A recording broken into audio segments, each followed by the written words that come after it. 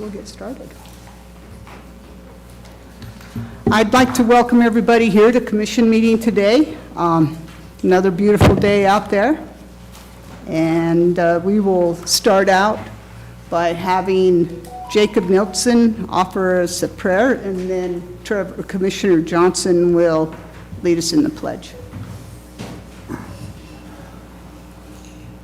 Our eternal Father in heaven, we bow our heads before you on this beautiful Sunday morning, grateful for the opportunity to be here, to be in the service of the citizens. We pray that thy Spirit will attend us, that we'll have civility, that we'll have wisdom, that the commission will be led and directed in manners that are important to the county. We pray for the citizenry, that thou would bless them in their efforts to live the American dream as they strive and struggle through whatever circumstances may be. We pray that the leaders of our nation and our state will be directed with wisdom. We pray that peace will abound in the world. We recognize that there are wars and conflicts that are escalating throughout the world. We pray that the spirit of peace will descend. We pray for our law enforcement officers and our servicemen and women, wherever they may be, that would protect them and watch over them. We're grateful for all those who give up their time and efforts into the furtherance of government. We pray that that government will be done in a manner that is acceptable to thee and that is in harmony with the Constitution. Again, we're grateful to live here. We're grateful for this county. We're grateful for its people and its peace. And we say this in the name of Jesus Christ. Amen. Amen. Thank you. I pledge allegiance to the flag of the United States of America and to the republic for which it stands, one nation, under God, indivisible, with liberty and justice for all.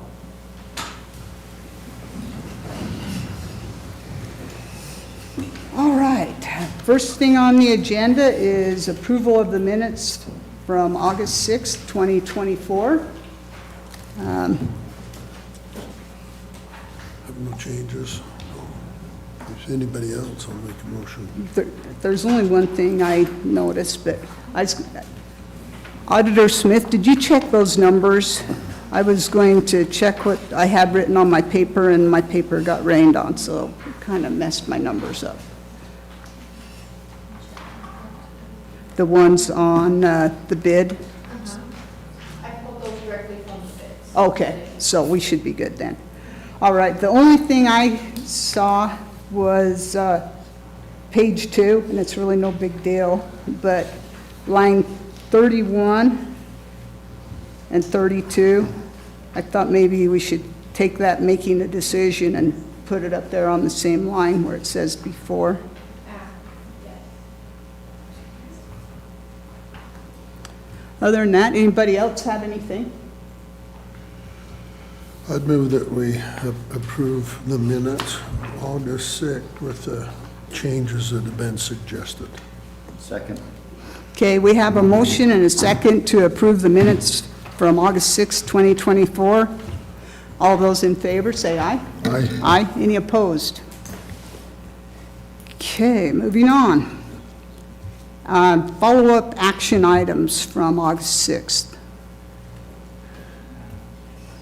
I don't know if this is technically a follow-up, but I plan to do this in other business, but I think it could shade some of the discussion today, so I think it maybe makes sense for me to do this now. But the last several days I've been having another little cardiac event, which I've had over the years since my big one. It's not a big deal. They're not life-threatening. They're probably life-shortening, but my kids from back east are here, and we've had some long discussions and a lot of thought. I've decided that September 30th will be my last day as a Millard County attorney. Be a little bit of an adjustment, but obviously, like I've said many times before, anyone can step in and do it. And a friend of mine from a different county at the end of his tenure told me once that there's a shelf life for this job, and I think I'm there.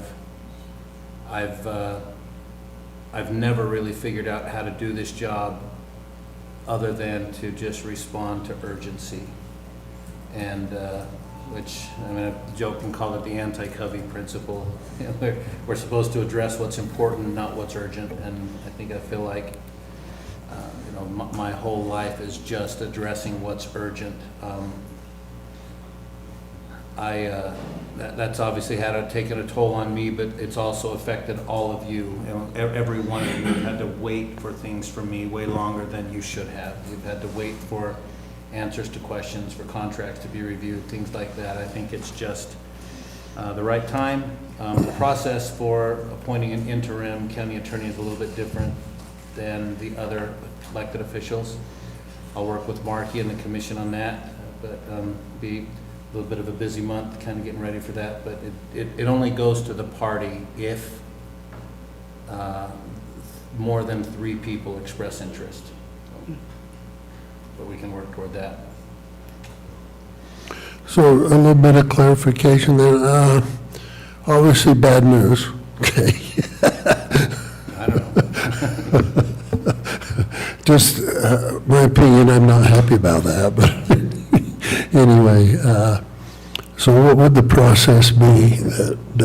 Would there be applications? And so it's a little different. It goes to the party. It don't go to the party like any other elected official. Unless there's more in a- than 3. In a normal interim situation, the clerk just simply posts notice of the vacancy and anybody can apply. In this situation, obviously, there are limitations on who can serve. So what happens here is the clerk sends a letter to every registered voter who is a member of the bar in good standing, which I think there will be 9 letters, I believe, that'll go out.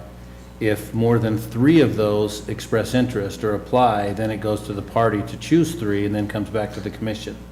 If fewer than 3 apply, which I expect it will be fewer than 3, I can't imagine you'll get more than that, but then the commission just chooses among those 3 for the interim. Is it prohibited that you have to be a resident right now currently in this county? Like, Well- could anybody else from another county or something apply? So you have that option. If fewer than 3 people apply, you can basically extend it and then ask for applicants from other areas. But there's some limitations there. It's a little bit complex, but I think we have 14 attorneys, and I think 10 are active members of the bar that are registered voters here. Okay. And then the other difference is that there won't be a special election when, if another interim is appointed with more than 2 years left on the term, there's a special election. The county attorney, they just fill the rest of the unexpired term. So there wouldn't be a special election. It's just whoever you appoint to fill the rest of it just fills the rest of it. Talk to my deputies. They're kind of talking amongst themselves to see if any of them are willing to do it. We'll see what they come up with. Well, I can understand why you want to spend some time relaxing and not have such a hectic job, but you'll definitely be missed here. And in the short amount of time I've worked with you, I definitely appreciate all you've done, and you've helped thank me and given me lots of good information, and I never felt like you were being slow about anything. Oh, I'm horribly slow about everything. I mean, nobody can deny that. That's the absolute truth. Like I say, it's whatever is most urgent in front of me. So I've got piles of things. The next month is going to be going through that and helping to organize it so that whoever steps in kind of knows what's there. Well, with this job, you kind of have to just put out fires. But thank you. I have to say, it's been a privilege. I've enjoyed it.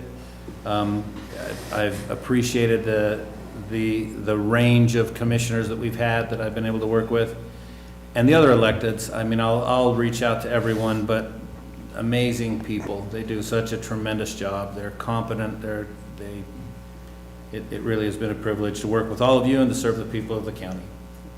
Time to do something else. We'll see what that is. Well, I understand, but it's hard to have you leave. Okay, any other follow-up action items? Okay, 10:05, agenda item, IGP waivers. We have 3 IGP waivers. They're for $10.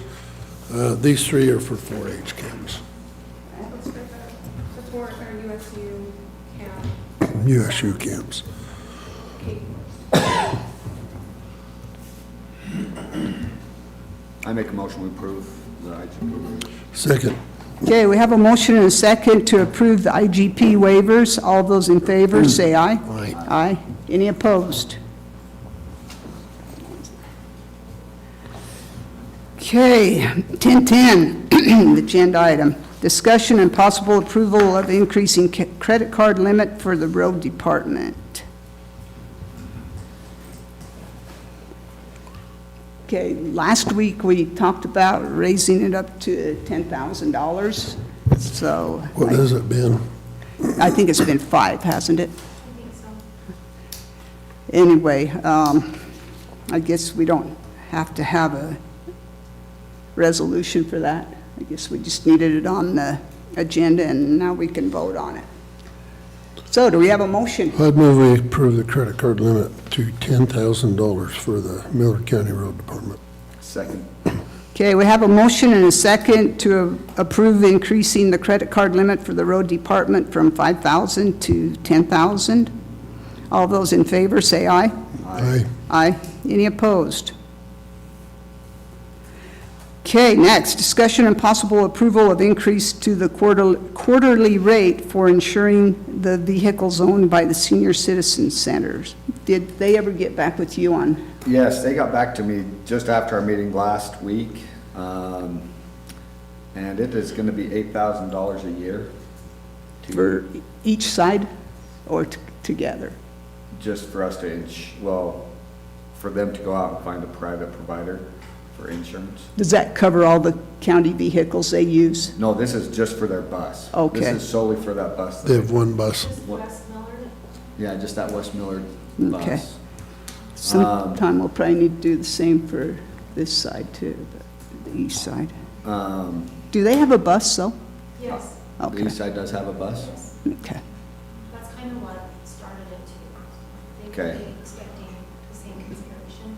Well, and that's, as kind of I've thought about it, I'm wondering if maybe we ought to look into seeing how much it'd cost for us to, I know neither party really wants to, they don't want to give up ownership, we don't want to take ownership, but $8,000 a year seems quite steep. I even talked to my brother, who's a State Farm guy over at Delta, and he says that's a lot of money. And if we can do it for significantly cheaper to insure, then that might be what we should do.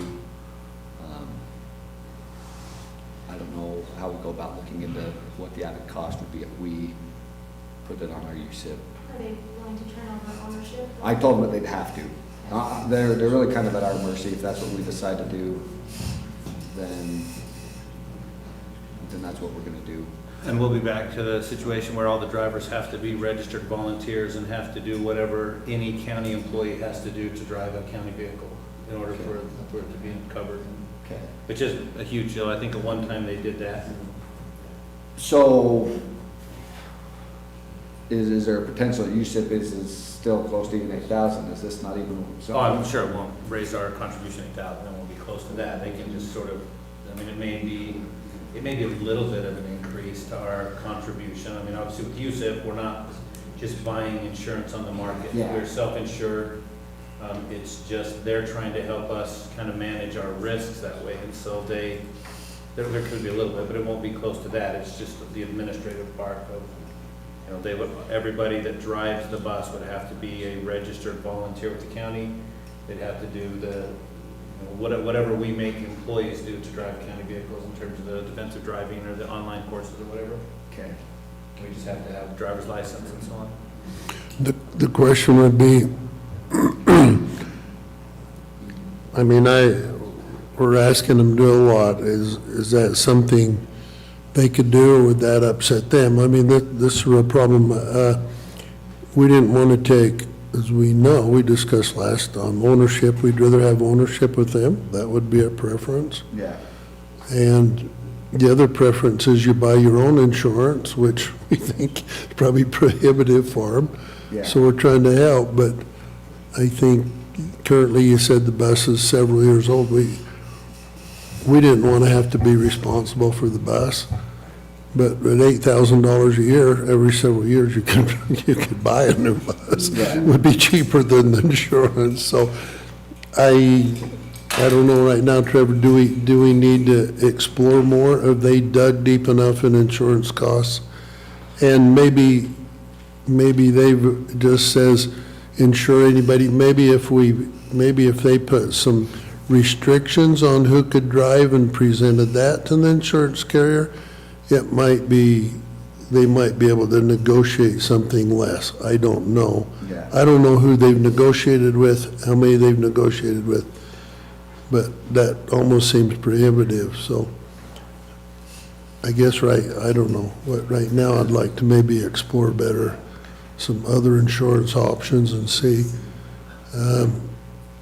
We could just go take it like Pat says, but then we got a few things that might compound their ability. I don't know that. I'll ask them to reach out and get 2 or 3 quotes and have them email them to me just so we have something. Yeah, and when I was talking to, I can't remember who it was, but they suggested maybe AARP or different discounts, swapping it out that way. But another point, just this morning, we got our USIP renewal, and it's $29,000 more a year. Just before I came up here, I responded to an email on that. What was so. that, Bonnie? Tell me, speak Our up. annual premium went up $29,000. For next year. Went up 29,000? What, went from where to where then? It was like 401,000 to 429.28.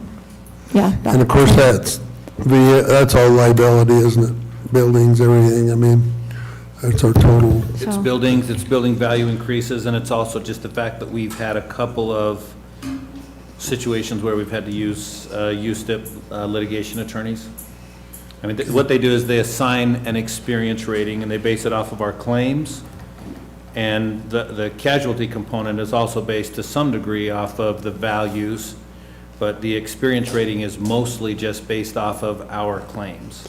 So because of our claims, we've had It's a combination. I wouldn't dare say without it's talking to not total Johnny that, but yeah, it's a whether factor. the increase is mostly value or mostly experience rating, but it would be a combination of the two. Yeah. Maybe Bonnie knows what it, which No, it is. Danielle sent it, and I asked if she could give us But like an Pat says, explanation. that's a big raise, but the fact is, one more bus in there is not gonna really affect that much because of our total, but it affects more them, who's gonna drive it and stuff like that, but I don't know. I would just do more exploration, that's, Well, so the other problem that they're having right now is, so he made the first payment, Jim made the first payment on the insurance. And he was requesting for a little bit more money for the West Millard citizens before. Because the last time the county increased their fees was 10, 15 years ago. And we thought, well, maybe this will just cover us doing that. And taking our, and that'll free up, a couple $100 of their cash that they're not paying towards insurance. So I need to get with him and figure out how much he's paying right now on insurance, and we may try and reimburse him a little bit. Because they have tried, they have tried, I'm not. yeah, that's, I don't know, But I'll have him try and get me 2 or 3 quotes. But I don't know how many people drive the bus, I don't know if they have a designated person or what that entails. I don't think there are many that drive it. Yeah, I don't think there's many that drive it either. The last one they've had for about 20 years, they got it just after the Olympics. So it's gonna last quite a long time. So, like, Pat, if there's only 1 or 2 that ever drive, that wouldn't be too complicated for those 1 or 2 to get approved. Yeah. Like I say, if you're talking about 20 people, then that is a little more complicated for them, Yeah. but, I'll ask them to get a couple quotes and see what they come up with. Yeah, let's The get- quote they let's got get was some- $8,000. let's get some more, Okay. okay? Are we going to include the east side bus too? They're in the same situation. They've just parked it and they're not using it till a decision can be made. No, well, I- nobody's brought it to our attention until I today, think so. we need to cover them both the same. What do they do on east side? Is it different than what? It's the same situation. The seniors own the bus. The senior is a, separate entity.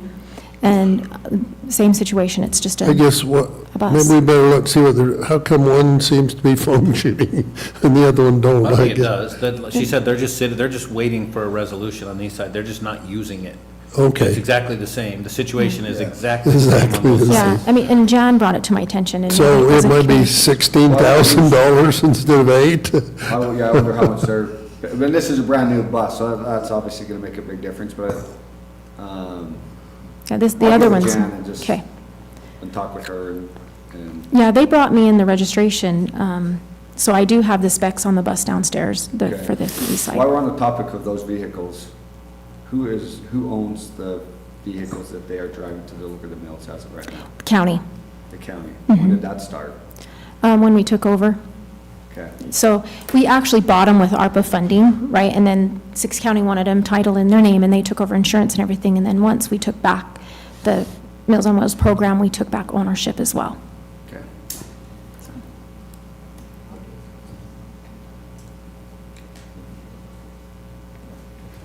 Okay, well, I guess we'll continue that on. Did you skip 10, 15, I think, maybe? No, Okay. I'm just going to see if he wants this Oh. on the next agenda Okay. after he gets through.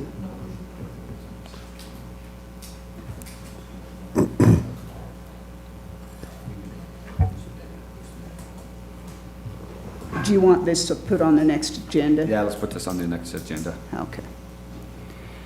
All right, to be continued. All right, 10:15 agenda item, opening and possible awarding of the sealed proposals for commercial valuation services. I don't know what time pressure we're under here, but I would just make a record of the fact that it's never best practice to open and award the same day. We have that in there just in case we only have, Okay. depending on how many bids. Okay, very good. So we did receive 2 electronic bids. The first one is from Daniel Johnson. Let's see.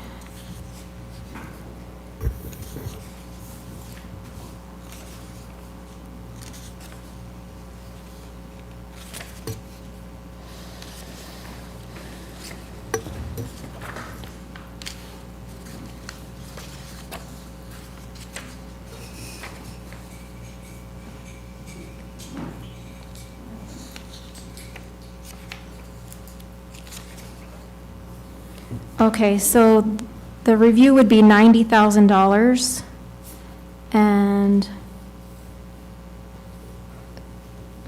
$150 an hour and a $30,000 retainer. So give me that again, what is it? What's the review? $90,000. What's the review? Is that the total, the appraisal and, That would be the detailed review for all commercial. okay, but that don't include an appraisal, just a review? How they're being So the review appraised. that we What's the do is difference mass between a review? appraisal. Okay, okay, go So ahead. so the review would be helping us with doing mass appraisal. That's not putting, my understanding is that's not putting together individual appraisals for BOE or something. That would be helping us adjust our values for the review for the entire commercial So we area. take the review, put together mass appraisal, and that the way we get an appraisal on it? That- From our statistics before, they don't actually go out and do an appraisal then? With some of them, and I believe that that would be this 150 an hour is if we need to have them come out on site. If we need them And to look do at some a more specific- in-depth- So it's 90 plus 150 an hour. And we haven't read these, so that's why I'm looking, trying to find it. So it says my all-inclusive fee to assist and perform the commercial detailed review would be $90,000. Okay. I think collectively we learned a lot about analyzing these bids from our last debacle. So Yes. I think Laura's in a much better position this time. So he has 90,000. The 150, reading this a little bit more in depth, would be for his amount of time to assist with appeals to the county or the state. He's not entirely certain how much help we're going to need with that, so it would be 150 an hour, rather than giving us an overall blanket fee, because he's not certain where we are. So if they with that. come for appeals or Yes, something like that's that, we where use them, they review. That's where So 150 would come in. previous to now, we kind of been using, I don't know the term you use, mass appraisal anyway. So I guess, does that help us any different, the Yes. review? So when I it's mean- a detailed review, Okay, We are going through and we're checking. because you already have the statistics. Yes. So this would be going through and reviewing each one in detail. Okay, And that's what he means by detailed review. We're going through it and taking a look at every single one of our commercial then they have a properties. formula. So what, can you give me a good definition between what's commercial and what's residential? I mean, particularly in the area of agriculture, Okay. where do you design, I mean, where do you really draw the line? So with it for our, the agriculture depends on what they're doing. Our residential. Okay, that's what I want to know Yes, to do. absolutely. So our residential. I mean, this is a real blurry line, and I Absolutely. think when we get into this thing, we need to at least know where we're going, because this is a blurry line, and we start dividing black and white, we're gonna have a lot of pushback as we move people from this side of the line to that side of the line. You're gonna Yes. have, and we need to be prepared for that and know what we're doing. Yes, residential it's involved with the residents, it's a Oh, okay. house, it's a mobile home, so commercial it's business related. Or it would be for some of our, like, our grocery stores, our shops, our eggplant, some of our larger, Okay, let me use an Also example, fit into that let's bit. use an example, like, say you got a dairy or an eggplant, or you got 100 cow-calf operation. So Yeah. they sell them on, I mean, they use them for a fee, commercial, so is all their farm and all their buildings gonna be subject to commercial now, or is that agriculture? that's agriculture. Okay, so what about a dairy? So Who's the- milking cows are there, the other one sells meat, they sell milk, so are they commercial or are they agriculture? With that one, and that's something I would like to discuss. Yeah, we need to discuss it. I also would like to discuss this with him, because I've talked to some commercial appraisers that don't know much about, they don't focus on agriculture, they work more with grocery stores. Well, if you are, whatever, maybe goats or something else, so I'm just wondering, you know, and we've had these discussions before, but I think we need to get some, I don't know who's going to, is there a regular code that we do, or, I'm willing to look at a formula or something like that, but if it's up to us and this appraiser, we need to have those discussions before we get in this and before they get their tax notice. Let's have those discussions before. Absolutely. I don't want to have that discussion of two guys sitting in here of a cow-calf operation or dairy or goats after they get their tax notice. I don't think that's productive for us. So I can. Especially when we're paying someone $150 to fight this out when we could have solved the problem before. I think So, this is probably a conversation that should take place outside of commission meeting. I think Okay. today we need to receive these bids. All right. You and Laura can have that conversation. Probably this isn't the best time to do that. okay. So the second bid is John Blazer with BBG Real Estate Services. I found it on page 7. Fee structure, total bid for this assignment is shown below, detailed fee schedule of $649,400. What was that, Bonnie? $649,400. And does that Hourly. include everything? Hourly rate of $350 for Board of Equalization, $350 an hour. Yeah, it says total bid for this assignment is shown below in the detailed schedule fee. Yeah.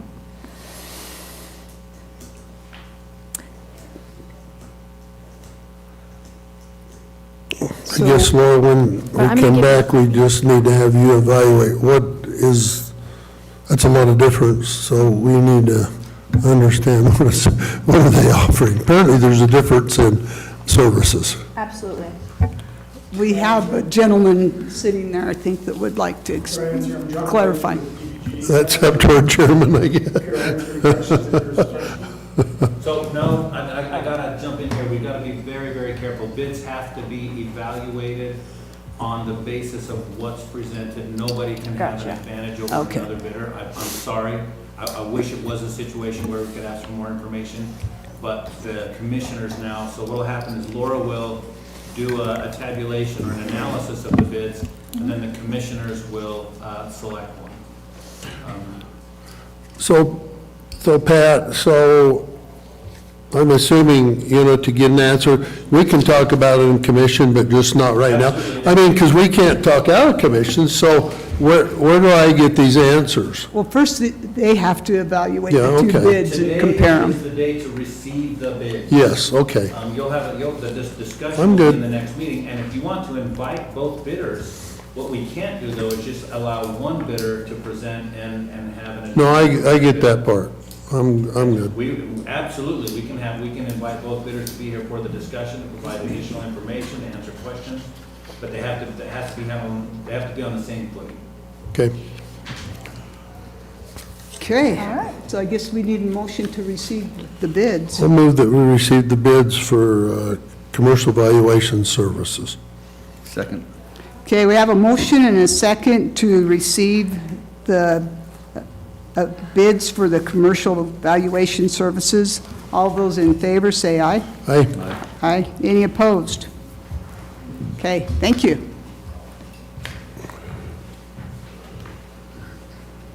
Okay, 1020 agenda item, discussion and possible approval of resolution 24-08-20, a resolution of the Millard County Commission delegating the executive functions of the county commission to individual commissioners.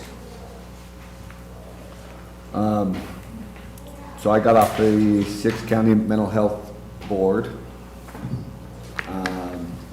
and I let them know last Wednesday at our board meeting, so we need to fill that with one of you two.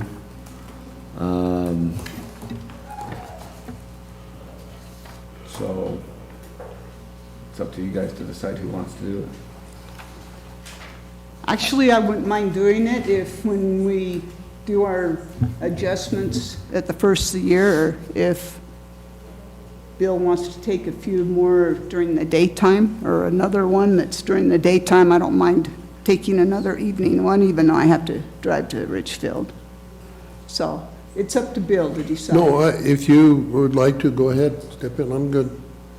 I've did it before, Trevor's did it, I give you a good opportunity to serve on there, so. Well, and that, I guess the only options is, do you want to switch your public health one and have Bill take it now? Oh, I can actually do them both. I kind of like the health stuff. Okay. And I don't care, but that's. We'll let Bill have another one that's during the daytime. I would move that Commissioner Lyman take that assignment. Okay, second. Okay, we have a motion and a second to, I guess I better read this, and then we'll do the roll call vote. Find where my paper is. Okay, we have a motion and a second to approve Resolution 24-08-20, a resolution of Millard County Commission delegating the executive function of, I guess we say mental health, to Vicki Lyman. Substance abuse and mental health. Substance abuse and They're mental together, health. Central Utah Counseling Center. yeah. For the Central Utah Counseling Center. And now we need a roll call vote. Call for a roll call vote on resolution 24-08-20 as discussed. Commissioner Johnson? Yes. Commissioner Wright? Yes. Commissioner Lennon? Yes. The first meeting will be in October, Okay, and Nate and Richard will get a hold of you in September to go over some stuff with you. okay. All right, 1025 agenda item, discussion and possible awarding of bids for the Millard County EWP 2023 spring site and water crossing.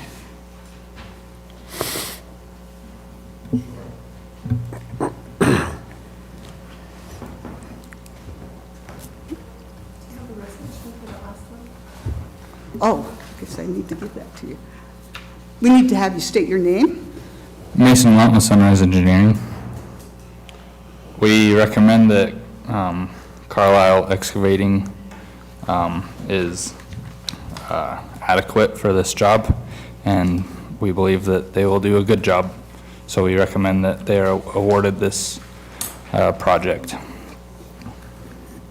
So I also received a letter from Devin. He couldn't be here today, and Mason's here if there's any specific questions, but I can share this letter with you. It does say the project budget is sufficient to cover the cost of the project. And they did do a tally sheet. We met as a group with Commissioner Wright, and there's a full tally sheet with the rating and considering all of the factors. So, Okay, do you any have anything else to add? discussion?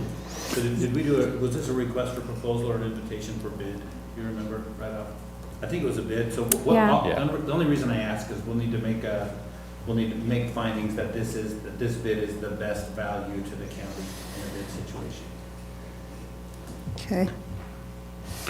As you explored the bids, was there much difference, or did you find them pretty much apples to Yeah, apples? there wasn't much difference. Carlisle was roughly 100,000 under all the others. What was the total? Was it 600? 626,630. And they comply with our start and finish dates, and Yep, 'cause that's a big thing for us. So. yeah. There's a little bit that satisfies it. We just need to make a record of that. Perfect. I just have one question. Dennis is in the audience. The city has a part in this, even though the county is a leader. Do you have any comments, Dennis? From the city, I guess, or? Well, we did have the one conflict on the water crossing up here on First East, because there's a sole source to get it out of there. We talked with the landowner, and we have an alternate route to get around that while construction is going on. So that was the one big question. Our other concern, of course, is just being able to get it done in time. Get it done, yeah? Yeah, but other than that, we're ready to go with it. Okay, thank you. Thanks, Mason. Yep. I make a motion to approve Carlisle Excavating for the EWP 2023 Spring Site and Water Crossing Project. I second. Okay, we have a motion and a second to award the bid to Carlisle Excavation for the Springside Water Crossing. All those in favor say aye. Aye. Any opposed? Okay, 10:30 agenda item, public hearing for the purpose of receiving public comment on zoning ordinance map amendment application Z-2024-014, requesting to change the zoning of approximately 4.13 acres of property located at approximately 17030 Utah Highway 161, which is by Cove Fort, from range and forest to highway commercial. Gene Ventures LLC applicant. And again, since we're entering a public meeting, I'd ask that anybody who has not signed the roll to please come and sign the roll so that we have an accurate account of who is here present for this public meeting, public hearing.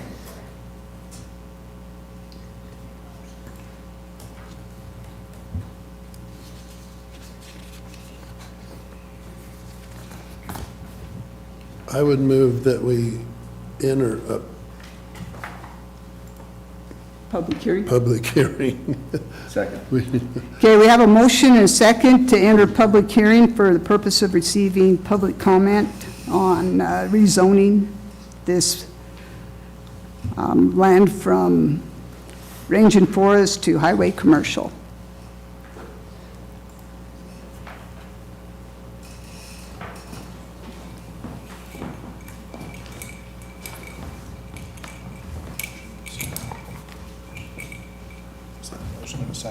I'll second. Oh, we have a motion and a second to go into public meeting. All those in favor say aye. Aye. Any opposed? Okay. Jumping the gun here for a second. Okay, will you state your name, please? I'm Dal Wettenkamp with Rosenberg Associates. Okay, thank you. All right. Adam, I don't know if you want to go first? Thanks. I think the commission's familiar with the location of the Cove Fort Chevron. That property has changed hands and is part of the scope. I believe Dell referenced this, but it was discovered that our zoning for that particular area around the gas station is actually not conforming to the boundaries of the of the property itself. And so that, from what I can gather, at some time when prior to my being employed by the county, there were some zone changes, and rather than have those align with the parcel boundaries, they were just done as areas. And so the intent clearly was to capture this area with highway commercial that's consistent with its use, its historic use, and its anticipated future use. It's just that we didn't have the boundaries aligned, and so to prevent being limited by that, the applicants have requested that that be amended to match the property boundaries.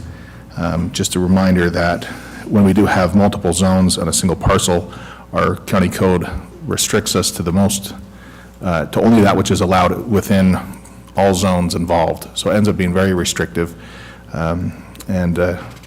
This is basically a little bit of cleanup on some past actions. So they already own this land then? Yes. Okay. Yeah, the applicants have purchased this and have expressed an interest in doing other things in the future. So it's the land around the station itself is Yeah, commercial already, but the land Yeah, around it. the maps, I apologize if the colors didn't come through very well. The highway commercial zone is the strip that runs along the northern edge of that property. And then the blue section is part of the same property, it's part of the same project, but that was omitted originally, and so that's what's being altered, or is proposed to be altered. Adam, I didn't see the application. Is there a closing description in it? Yes, there is.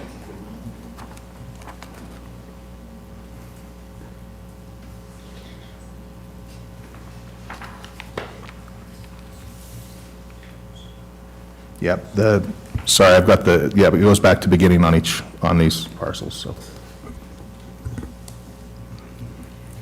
I guess this come about through, well, I'll ask that question when we get back to commission. Are there any other people that would like to comment?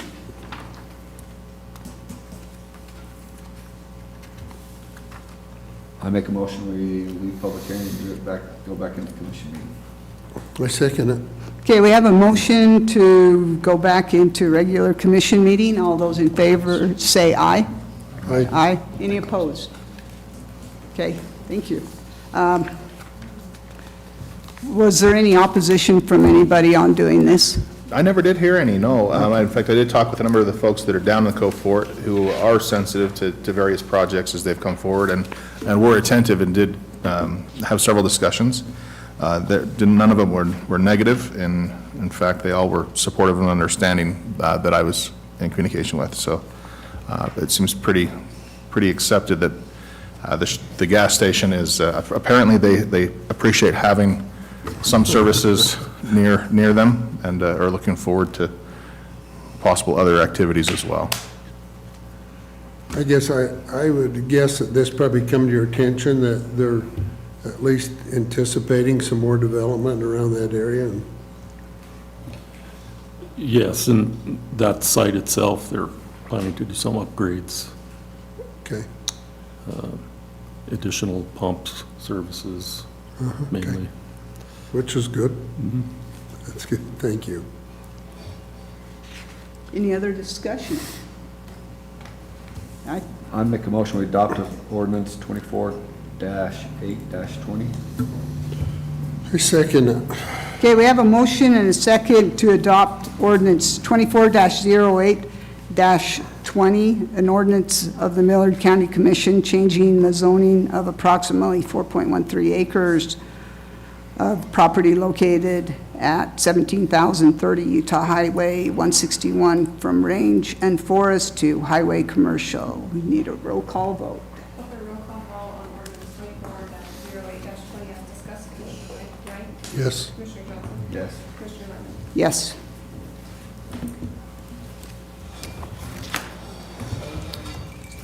All right, 1040 agenda item, public hearing for the purpose of receiving public comment on application Z 2024-036, amending the Millard County Master Transportation Plan. I'd move we open a public hearing. Second. Okay, we have a motion and second to open public hearing. All those in favor say aye. Aye.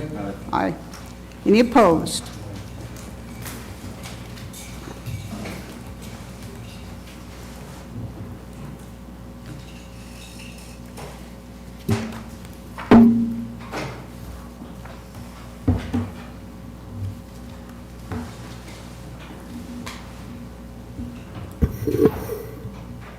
While he's setting that up, can I just say, won't disrupt the public hearing or anything, but I did not have an ordinance prepared for this because Okay. with the distraction over the last few days, wasn't able to, but I also don't know what it needs to look like yet. So have the public hearing, go out of public hearing, have the discussion, but if we can put the actual ordinance on for the next meeting, I'll get with Okay. Adam and make sure we have an adequate ordinance, just the adopting language. Okay, sounds good, thanks. Okay, I'm McLean Farmer with Johnson DeMille Engineering. I've been here several times for this project. We've been working through this with Adam and the road department as well. The public hearing today is to receive public comment. What we'd like to do is go through the process of what we did.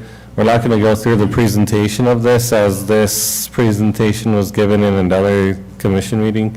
But we'll go through what we did for the process, talk about the public feedback that we got, and then receive any public comment on it as well. So I'm just going to step through the process. I also have Devin Wilson with me back here. He's going to talk about the public comment that we received here in a second. I'll just talk about the kind of the process that we went through. So just so it's on record, we started this project back in July 2023, so we've been doing this just over a year.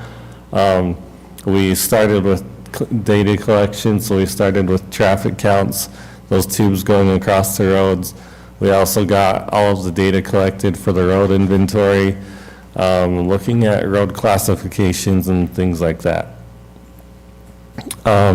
We then worked with the planning department and the road department to talk about roads that were anticipated or needed to go through or needed to be put in for optimal transportation operations within the county.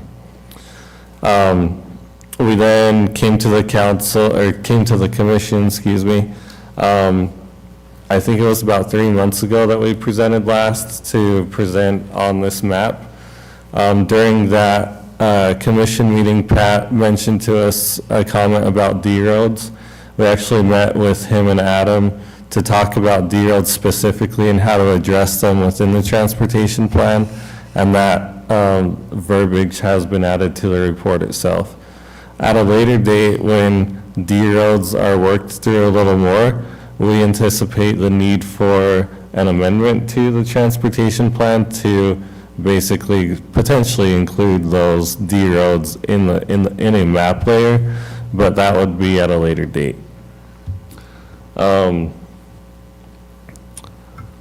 Let's see.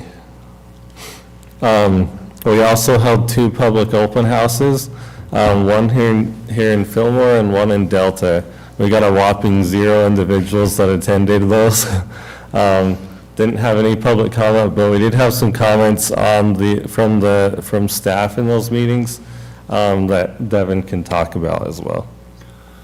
The comments we received were related to bike paths on the active transportation map.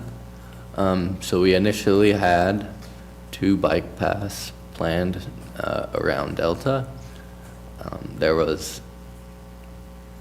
The first comment was about adding a bike path that goes diagonal on the screen there. That goes along the old railroad right-of-way. That connects from Delta down to Highway 50 and then would go along Cedar Mountain Road down to Fillmore. We also had discussions about recreational bike paths near Fillmore. We decided to include a potential bike path going out from Fillmore to Flowell and doing a loop around the lava flow out there. Those are the only 2 comments we received, and we did incorporate them into the plan as potential active transportation facilities. Any questions on that? As far as using the old railroad right-of-way, I don't know if they still have that right-of-way or who it belongs to. I've heard that some of the individual landowners have kind of taken it over. Taking that over, yeah. Yeah, and that's something that would have to be worked through as far as right-of-way, and basically right-of-way and environmental concerns.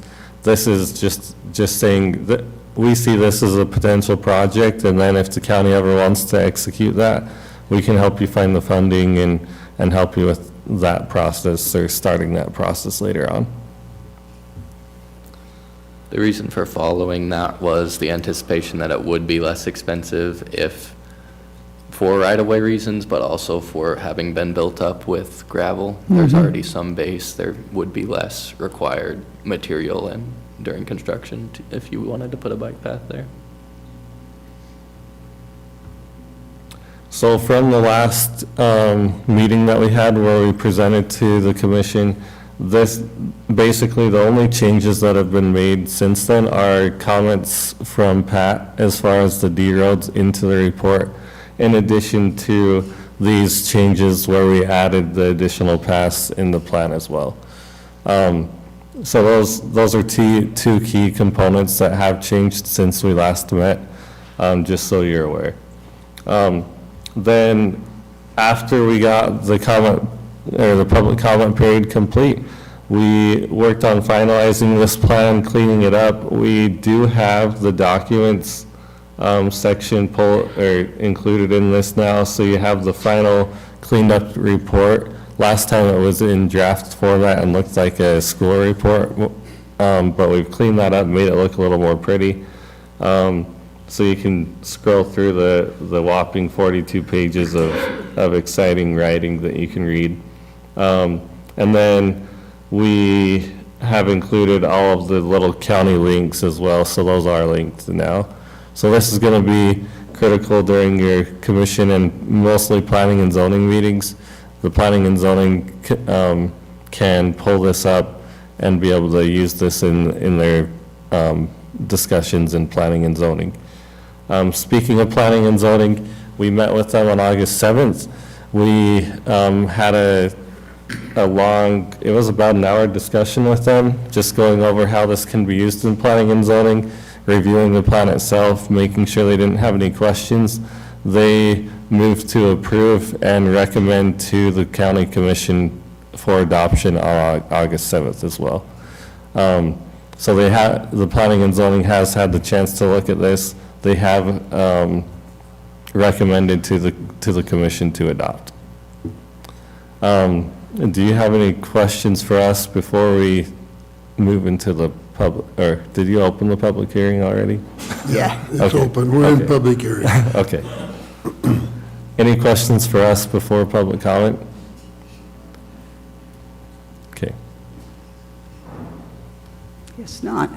Is there anyone else that would like to comment? All right. Mr. Aldridge, come on up. I come often enough, I just thought I'd come up and say, how you doing? We appreciate that.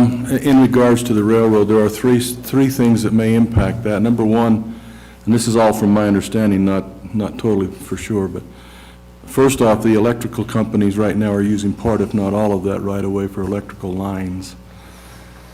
More close to that, there are two entities right now that have designs or desires maybe to bring the railroad back. I don't know if that'll ever happen, but number one, there is a businessman that's trying to set up, and part of his plan is to reinstitute the railroad to help move goods and services back into Fillmore, which they would then have to use that right-of-way if there's enough of it left to put the tracks back in, and we know it's an exorbitant cost to put the tracks in, but has designs on that. The other one is the local historic capital port authority has been established, and one of the tenets of that is intermodality, and is to, number one, increase the airport in order to be able to haul stuff out, but the other one is to bring the railroad back in. And so those two may impact the use of that right-of-way for any bike. I'm not against bike paths. I think it's wonderful, especially the one here goes out around the lava falls. If I was still riding bike, I'd love to see that, but I can't find a bike big enough to support me anymore. Oh, they have them. Oh, thanks for that. But those three things may impact use of the railroad right-of-way for the bike path, just for information. I'm sure my bike would take you for a good ride. Must be heavy-duty tires. Do you happen to know if the railroad right-of-way also is far enough out that they can put a dirt road next to the railroad? Well, that would be impacted, I'm sure, by the lines, the power lines. And there was some question whether or not there was enough room on the current right-of-way to put the railroad back in because of the closeness of the lines. So that would have to be answered by someone who makes a whole lot more than I do. But those are, let me just mention, those are concerns, if you put that on there, that those are three things that may impact that, so. Yeah, that's I don't something know to be if there's aware of. enough for a road next to it or not, so. And I don't, he'd have to answer, I guess, the questions of whether the landowners have a right to close. They are closed off in many places, and the landowners are using it either for driveways or for land. I don't know if they have ownership on that or not, I don't know, so. Okay, thank you. Any other public comment? Okay, I guess we can go out of public hearing. Move we close public hearing. Second. Okay, we have a motion and a second to close the public hearing. All those in favor, say aye. Aye. Aye. Any opposed? Okay, either of you guys have any more discussion? I just have a comment on the plan. Of course, the value of the plan, I mean, if you look at it right now, I guess you could wonder why are we doing this. The value of the plan is sometime in the future, in development or funds or something like that, if you have it on a plan, it'll give you a precedence over some other projects. So that's a real value if you run into things in the future and you don't have some previously acknowledgement of that, then it becomes harder to proceed.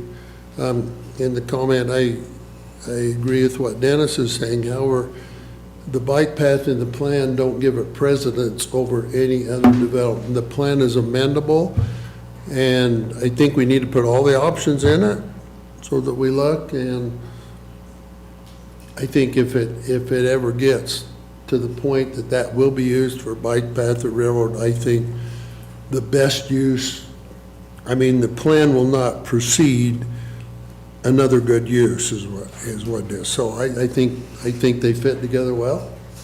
I think that any of those things that could happen, we would agree with, but the plan don't precede any of those other uses that Dennis, and I'm sure at that sometime, whoever's setting and planning his order or something, will be able to make a decision how to go forward. So I think it's good to have the options in. I think it's good to mention it. People talking, and who knows what's going to happen when it'll eventually be used. But it don't really set a precedence over other good options.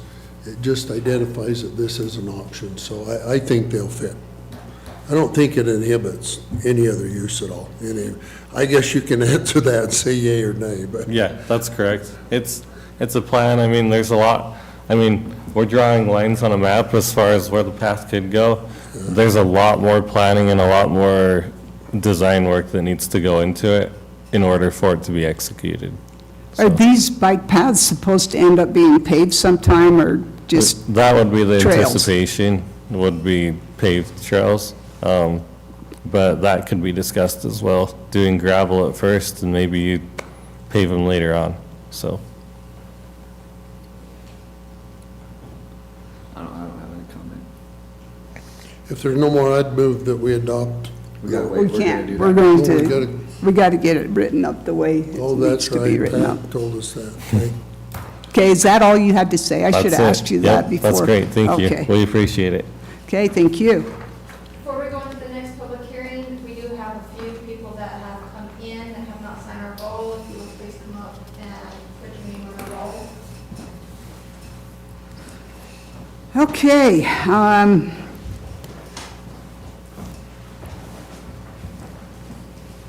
so Adam, do you think that will be ready to put on next week's agenda, or next agenda?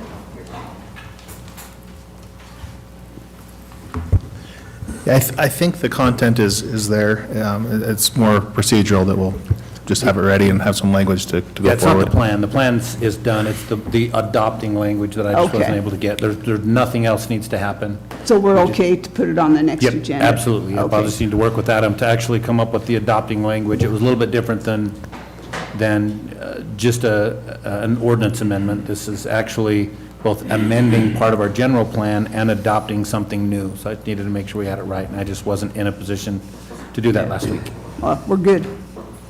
Okay, thank you. All right, moving on. 10:45 agenda item, discussion and possible adoption of ordinance 24-08-20A, an ordinance of Millard County Commission amending and adopting the Millard County, whoops, we're skipping that one. Okay, let's move on to the 10:50 agenda item. Public hearing for the purpose of receiving public comment on cost of living salary adjustment for elected officials and their chief deputies. Okay, guess we need to go into public hearing. I make a motion we enter into public hearing. Second. Okay, we have a motion and a second to go into public hearing for comment on cost of living salary adjustment for elected officials. All those in favor, say aye. Aye. Aye. Any opposed? All right. We'll have our HR person, Jacob Nilsson, come and tell us what he was able to come up with. Thank you.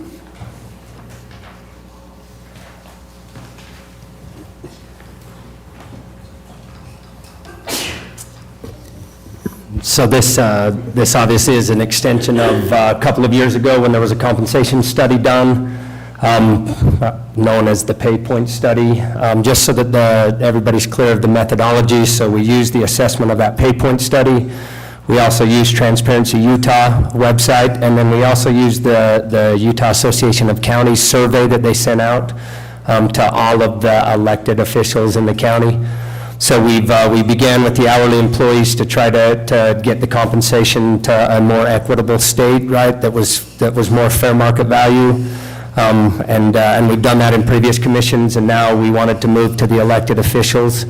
One of the things for us to note is that as we did the compensation study throughout the last year, 18 months, and tried to get it as accurate and as comparable to the counties that we are comparing to, the 7 counties that are similar to our size. One of the things that we did do is as we moved the hourly employees, we did all of those numbers based on total compensation, right, total cost to the county.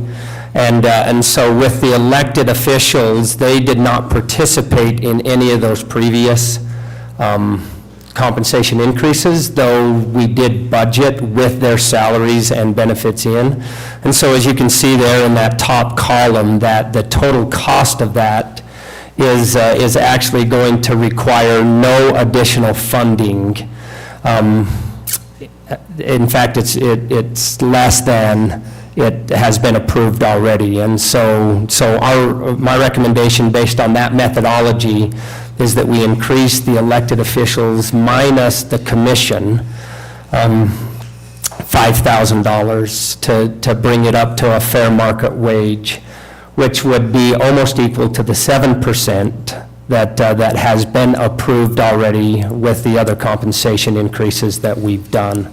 Obviously, we all recognize that inflation has been astronomical over the last few years, and we feel like that the elected officials have not participated in those other increases, and that it was fair to bring them to that fair market increase as well. And so those are the numbers that you can see. That's the methodology that we got to those numbers. Any thoughts or questions on that? I know it's been a lot of years since the elected officials got an increase in their salaries. Do you know how many years it's been? Well, they've had COLA. Bonnie, do you have that number by chance? It was, I believe it was 2015, Okay. other than, Other than COLA. Other than COLA The increases. elected officials have got, Yeah, 2015 was the date. elected and other employees have got a raise every single year. They haven't got extra, but they have got COLA. Every single year. Every single year, From when? from I don't know how long. Well, Right past my memory. Some of them been one time. Yeah, and there were years actually that there was not an increase given, but that was, over, if we're talking back 20 years, and that's why. Back a long time. Yeah, but that In was. recent years, they all have. Yeah. They might not got a like but they have got COLA. They've got the regular COLA that. Yeah, and some of those COLAs were one-time bonuses only, right? And that's where we did get the wage discrepancy, and we did determine, obviously, the pay point study of 2 years ago, right? And then also the methodology that we've used. I mean, we were significantly low, hence the reason why we wanted to move forward to try to get the employees' wages up to at least a fair market average, right? So that we're in the median. Obviously, we're not leading, but we didn't want to be lagging those 7 counties. And so that's where this increase is being generated from, was those numbers and that methodology. There have been a lot of years that we didn't get an increase, where we just got a little chunk of money and says, here, keep your mouth shut. Yeah, and those bonuses, right? I mean, that one-time bonus obviously is kind of how we got into the scenario where we were lower, right, than a lot of counties, because we called it a COLA, but it was just a one-time bonus, and so it didn't actually keep up with the inflation rates. And so that's why we got to where we were about 9 or 10 percentage points lower. So the compensation study, I know we put it on hold, and that was one of our main goals, and I think that we're probably in the last phases of getting that implemented now, with the resolution and what you guys have done to move the employee wages up, I think has been a very reasonable and a very fair approach to trying to compensate that and get that up to a fair market rate, so. Yeah, our elected officials have definitely been at the bottom compared to those other counties, and we do need to be competitive. We want to keep our people here. Yeah. They're doing a good job for us. Yeah. So my recommendation would be the $5,000. My recommendation would be that effective date would be on the date of the resolution, and that's only because it has been years, several years that we've been wanting to do this, that we haven't, obviously for a lot of reasons, but now that we're here, that would be just my recommendation. So. Okay. Any other public comment? Okay. I'd move we go out of public hearing. Second. Okay, we have a motion and a second to go out of the public hearing and back into regular commission meeting. All those in favor, say aye. Aye. Aye. Any opposed? So the question I have is, so we gave 2% to the employees a month or 2 ago, right? Mm-hmm. We gave 2% back in January. For a cost of living raise, yeah. So 4% for employees. You'll say 3%, but they're not getting 3%. They might be getting 1% or 0.5%. Yeah, for the merit banding. Merit banding. So Yeah. it's not 7%. Employees aren't getting 7%. They're getting 3% of the budget, which is Yeah, we've made 7% of the budget available. Yeah. Right? Yeah, and that will vary based on, because 3% of that was a performance-based Yeah, so it's not. compensation, but there is 7% increase on the budget available for compensation. But it's not a 7% increase in their wage, though. But not for everybody. Some will qualify, some will qualify for more than that based on their performance. Okay. So this includes that for the elected officials? Yeah, so when we did. Right now, I'm at 6.25% increase for, well, not Pat and not the sheriff, but everybody else is right around 80,000, right? Right. Yeah, just short of $80,000. So just short. So it's actually probably a little above 6.25%. So it would be less than the 7% that you can see there in the red. That would be the total number below the 7% that if they were. Okay. Yeah.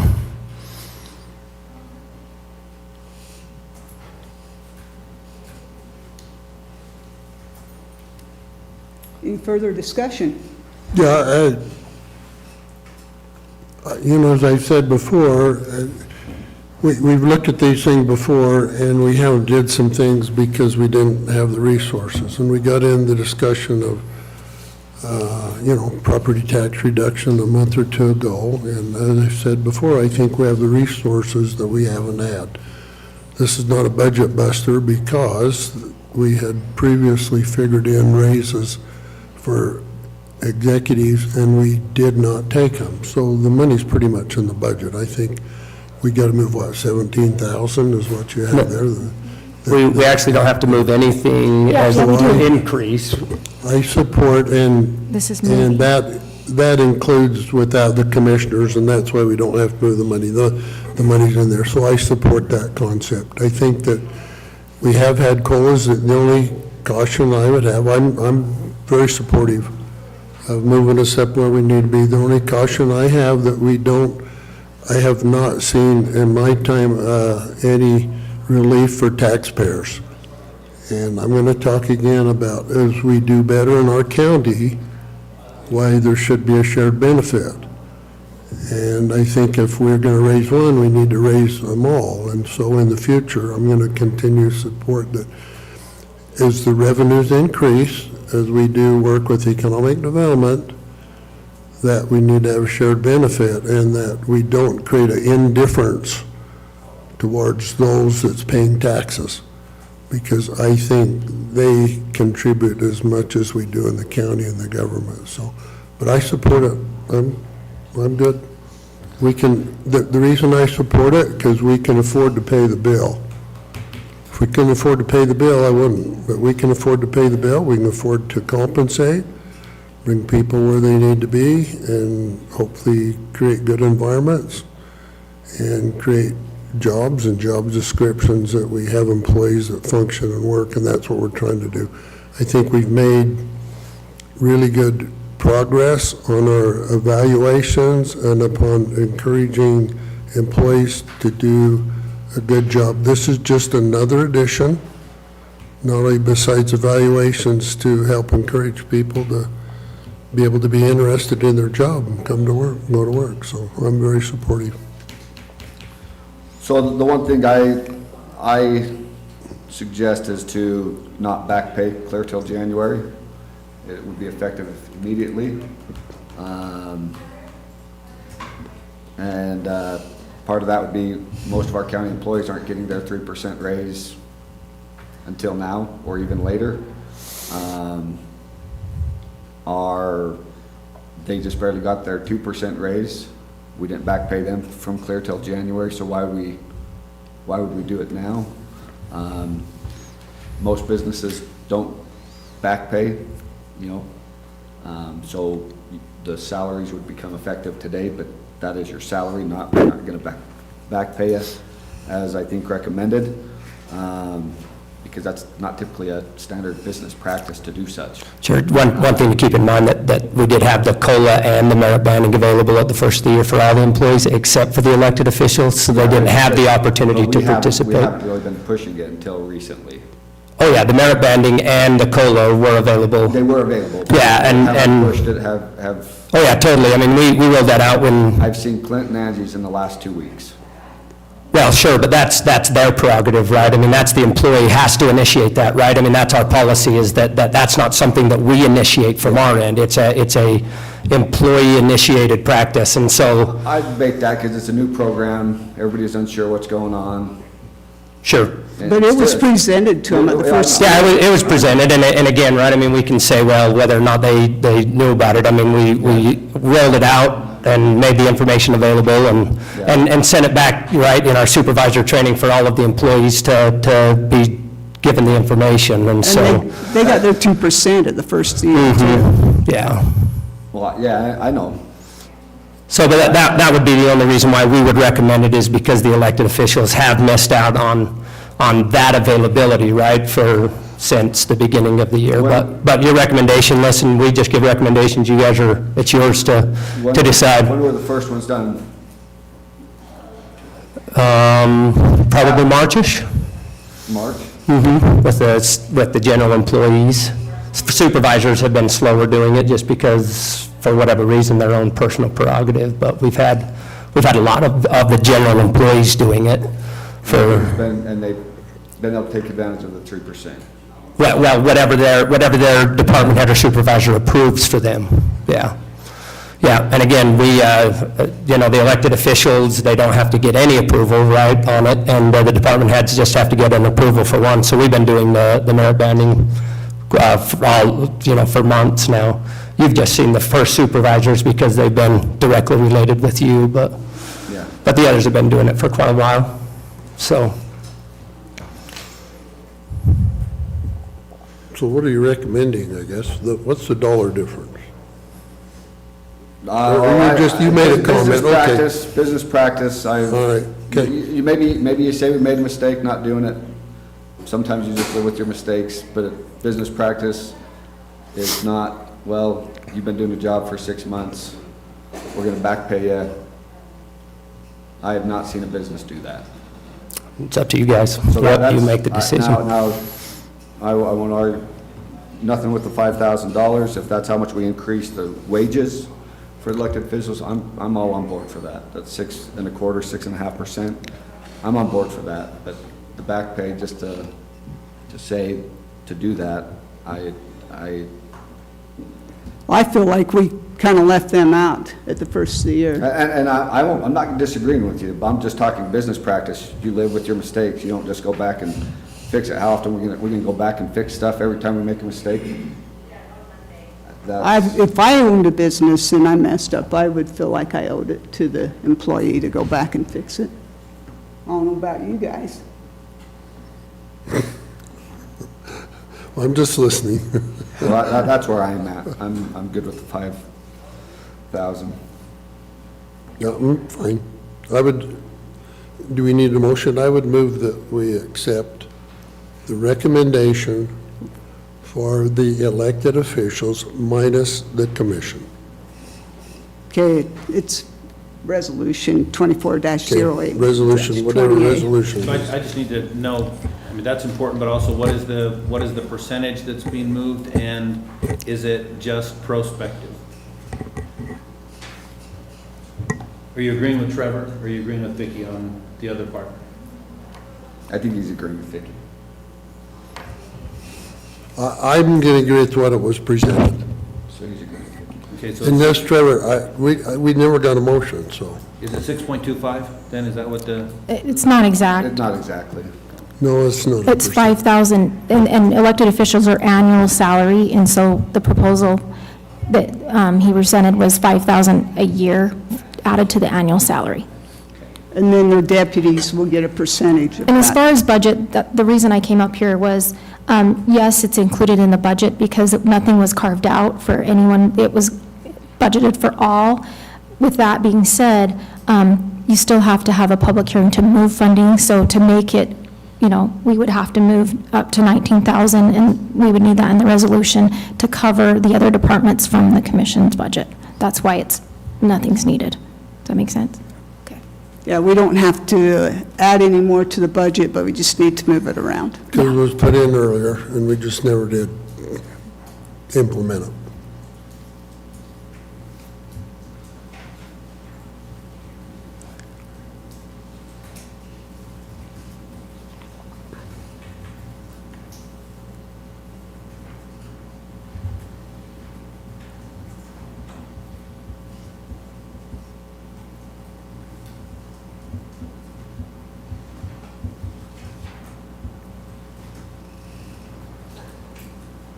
Can you speed it up?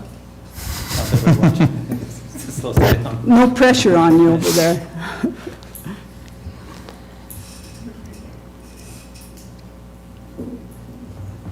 You can go ahead and move it, I'm just Okay. making it sound like a human wrote it instead of me. Give me a second. So you made the motion then? I To moved, accept yes. it? Okay. You want to second it? No. How do I do that if I accept the 5,000, but not the? No, I mean, his motion stands or falls. If you Okay. you don't second, then Vicki can step from the chair. for a Okay, second, I will or it step dies from for the lack of- chair and second the motion. And I guess we need a roll call vote. Call for a roll call vote on resolution 24-08-20A as discussed. Commissioner Quick, Yes. Commissioner Jackson, No. Commissioner Leonard. Yes.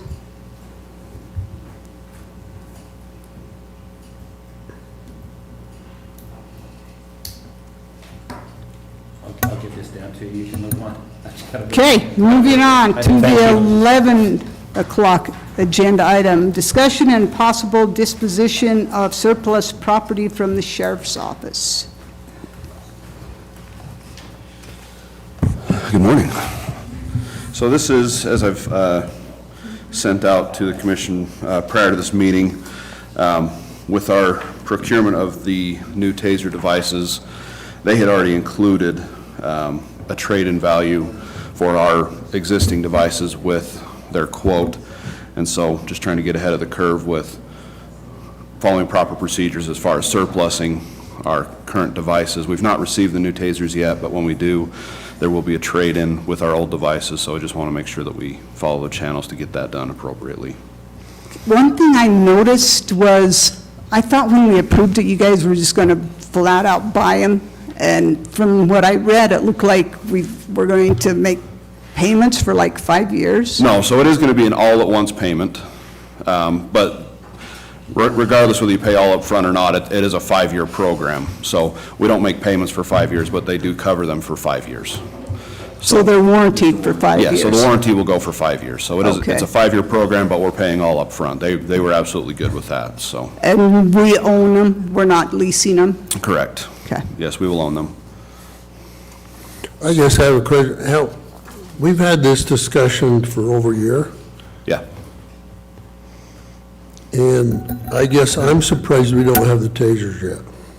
They're getting them prepared for shipment right now. I followed up. In any of our discussion, we never talked about they wouldn't be available for a year or 2 years. I mean, all of our discussions was, yeah, we're gonna buy these tasers and have them, like Amazon's gonna deliver them tomorrow, but, so that hasn't happened. I'm Right. trying to get clear. Well, we've never formally approved the procurement until recently, and so they've not collected the devices to have them ready. They don't necessarily keep them stockpiled, ready to send out en masse to agencies. They're not Amazon. So when do you think you'll have them? Because we give you the approval like 3 months ago. I'm not certain yet. They have shipped part of it with the docking stations that should be here before too long. My last conversation was they're just preparing the rest of the devices for shipment, so. Have we paid for them? I don't think I we've think that's, received- I think that's the biggest concern, is get that money out of the Yeah. ARPA. Bonnie? Have you received any invoice from Axon yet? No. Okay, so I can follow up with them and make sure that we have that invoice before the end of the year.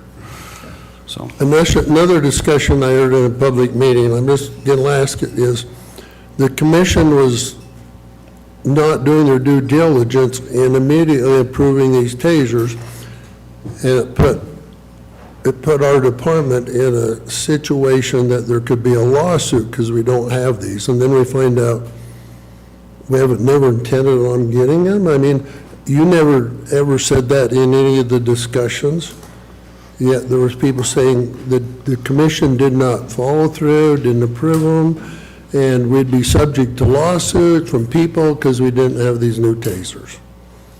I that can't speak for how, misinformation? I can't speak for how the public perceives things, but, I mean, obviously, if we have devices that are outside of warranty or outside of their manufactured useful dates, there could be liabilities there, but that's I was surprised inherent of that any we- device. If you're we using don't outside have of its them expiration, then there's a Because liability. it was never that exists. mentioned that we wouldn't have them for a while, but. Right. Okay, I'm glad we're going to get them, and Yeah, so that's just all I'm seeking today, is I've already completed the property disposition form. It's just approval to use our existing tasers as a trade-in from the commission, so.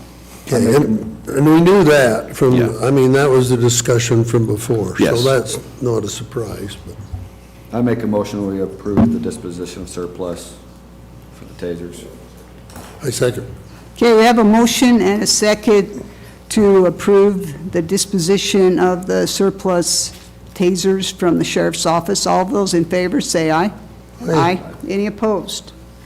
Okay, thank you. Thank you. All right, moving on to the 11:05 agenda item, Children's Justice Center Annual Report. Heather Williams-Young, welcome. Thank you for having me. I just wanted to come, as I do every year, and just let the commission know what we've been up to at the Children's Justice Center and give you an opportunity to ask questions as we move forward. So just as a reminder, the Children's Justice Center is a county program operated by Juab County, but it serves Juab County and Millard County. We are a facility that provides space for kids who have made a disclosure of abuse to be interviewed in a safe, calm environment that is neither law enforcement nor DCFS, so kids aren't worried about that they're going to jail or those kinds of things that they might worry about. We also help coordinate our multidisciplinary team response, so that includes law enforcement, DCFS, prosecution, medical, therapy and treatment, juvenile probation and parole. We help organize team meetings and coordinate that response so that we're all working together for the benefit of kids and their families, and not repeating work, and we're not duplicating efforts, so that everybody can get done what they need to get done on their end, and hopefully be able to rely on each other to get things done. You know, that law enforcement's going to do the investigation piece, and the DCFS are going to take care of the child safety, and we help make sure that everybody's communicating as well for that. In the last year, we hired a forensic interview specialist.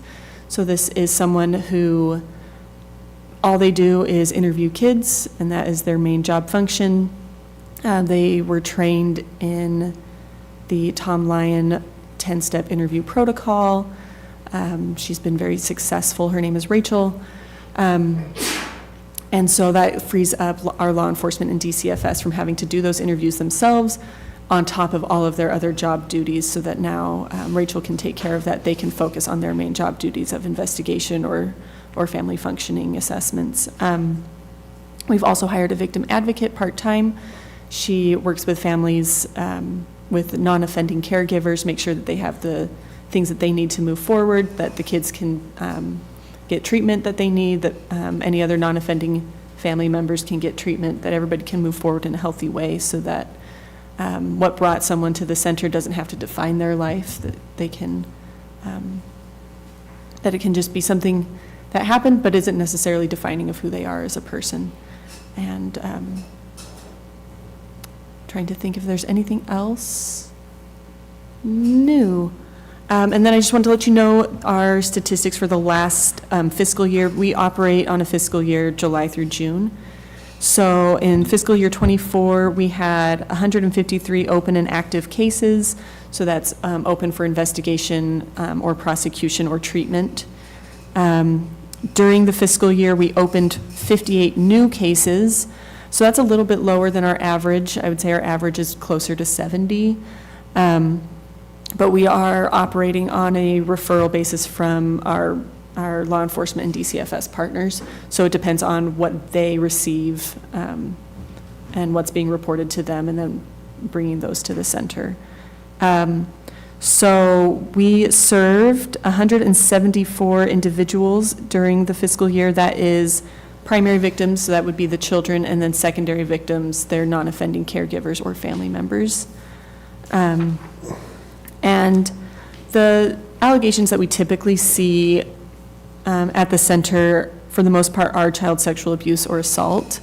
We have seen some other types of allegations during the past fiscal year, including child endangerment, exposure to drug and alcohol, child neglect, child physical abuse, child pornography, and domestic or family violence.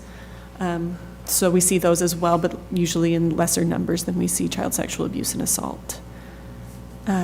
As far as Millard County goes, of the 58 new cases from the last fiscal year, 27 of those were from Millard County. So what that looks like to me is that it's almost 50-50, not quite, and that is generally what I expect to see between the counties, that it's usually somewhere between 50-50 to 60-40, depending on the year, with the populations of the counties being very similar. So any questions? Do we cooperate with another county or group of counties? With Juab County. With Juab County. Yes, so this is operated by Juab County. So this is operated by Juab, and do we pay, well, we don't do it pay per participant, we just pay a general fee. No, so as far as I'm aware, and you can correct me if I'm wrong, Millard County contributes about $3,000 to our budget every year for our rent. $3,000 for our rent and program fees. Okay. but it is a program that's operated by Juab County and it serves. So at present, our families from Millard County do travel up to Nephi for services. I believe last year I mentioned that the goal is to one day have a satellite center here in Millard County. Millard County. And that hasn't been possible yet, but that is something that I would like to see happen in the future, but that is more of a long-term plan. Okay. Can I join you Of course. as you're done? Oh, I think I finished answering that question, so. I have a quick question before we go to the sheriff. You mentioned that there were fewer reported cases this last fiscal year. I know that during COVID, I'd heard that there was more child abuse occurring during COVID. Do you think that might be why it went down, or? I honestly don't know. During COVID, there were less cases being reported. There were less? As kids were not in school, so their teachers and other community members didn't necessarily have their eye on kids as they usually did. Because I thought on the news they said more was occurring. Yeah, as far as, I mean, the research on that, there's researchers that argue that there was more occurring because kids were at home not being able to get out. And so that's a very possible hypothesis. But as far as like reporting went, because kids were not as visible in the community during that time. And then as they became more visible, then more reports came in. So as far as this last fiscal year having a lower amount of cases, I'm not really sure what the mechanism for that was. I was in contact with law enforcement and DCFS, and they're saying we're getting less reports in this area. So I'm not sure why that is. It was just a dip, an abnormality. So it's not usually a family member then that reports it?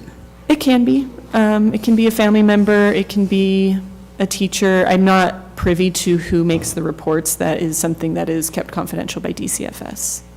Okay, thank you. Sheriff? Every year Heather comes to bring a report to us, and I attempt to come up every year and lend a brief pause to support her with some gratitude and thankfulness for what they do there, for what we gain by having that facility, the programs that are there. Prior to coming to Millard County, I worked as a detective in a crimes against person unit and worked exclusively crimes against people. And among that were mountains of child sexual abuse cases. There are no words to describe fully what these little ones go through. Despite programs, facilities, case investigations, there are no words to describe what they go through. They are at a pinnacle of victimization. There is no more pure victim than our little ones being sexually abused. And their families, the collateral victims there. And beyond that, those that work at the CJC who are exposed to those storylines, and those that investigate the cases. Their lives are changed forever. So I pause to applaud the center for all that's done, and give thanks to our staff that work these cases. It changes your life forever. I'm often asked, how do you do those? How do you investigate those cases? And to the attorney, how do you prosecute those cases? Or how do you not just lose it? I don't know. I've yet to find that answer, but somehow you do, and sometime you move through it, and it's a good thing that we're able to do that. And again, by partnering up, by teaming up the best that we can, and bringing all the resources we can to these little ones to solve the crime and to support them the best we can, I think says a lot to those that are involved in it. And so, Heather, we appreciate all that you do. Thank you. Thanks. Thank you, Sheriff. Are there other questions or? Did you say our contribution was 3,000? Yes. So where does most of the money come from? So most of the money comes. That's a pretty minimal contribution with what you're doing. Yes. So do we get it from the state through grants or something? Yeah. And I can actually bring up percentages of our budget really quick if you'll allow me to pull it up.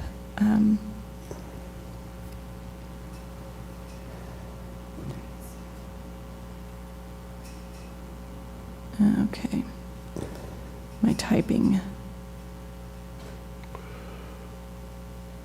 Okay.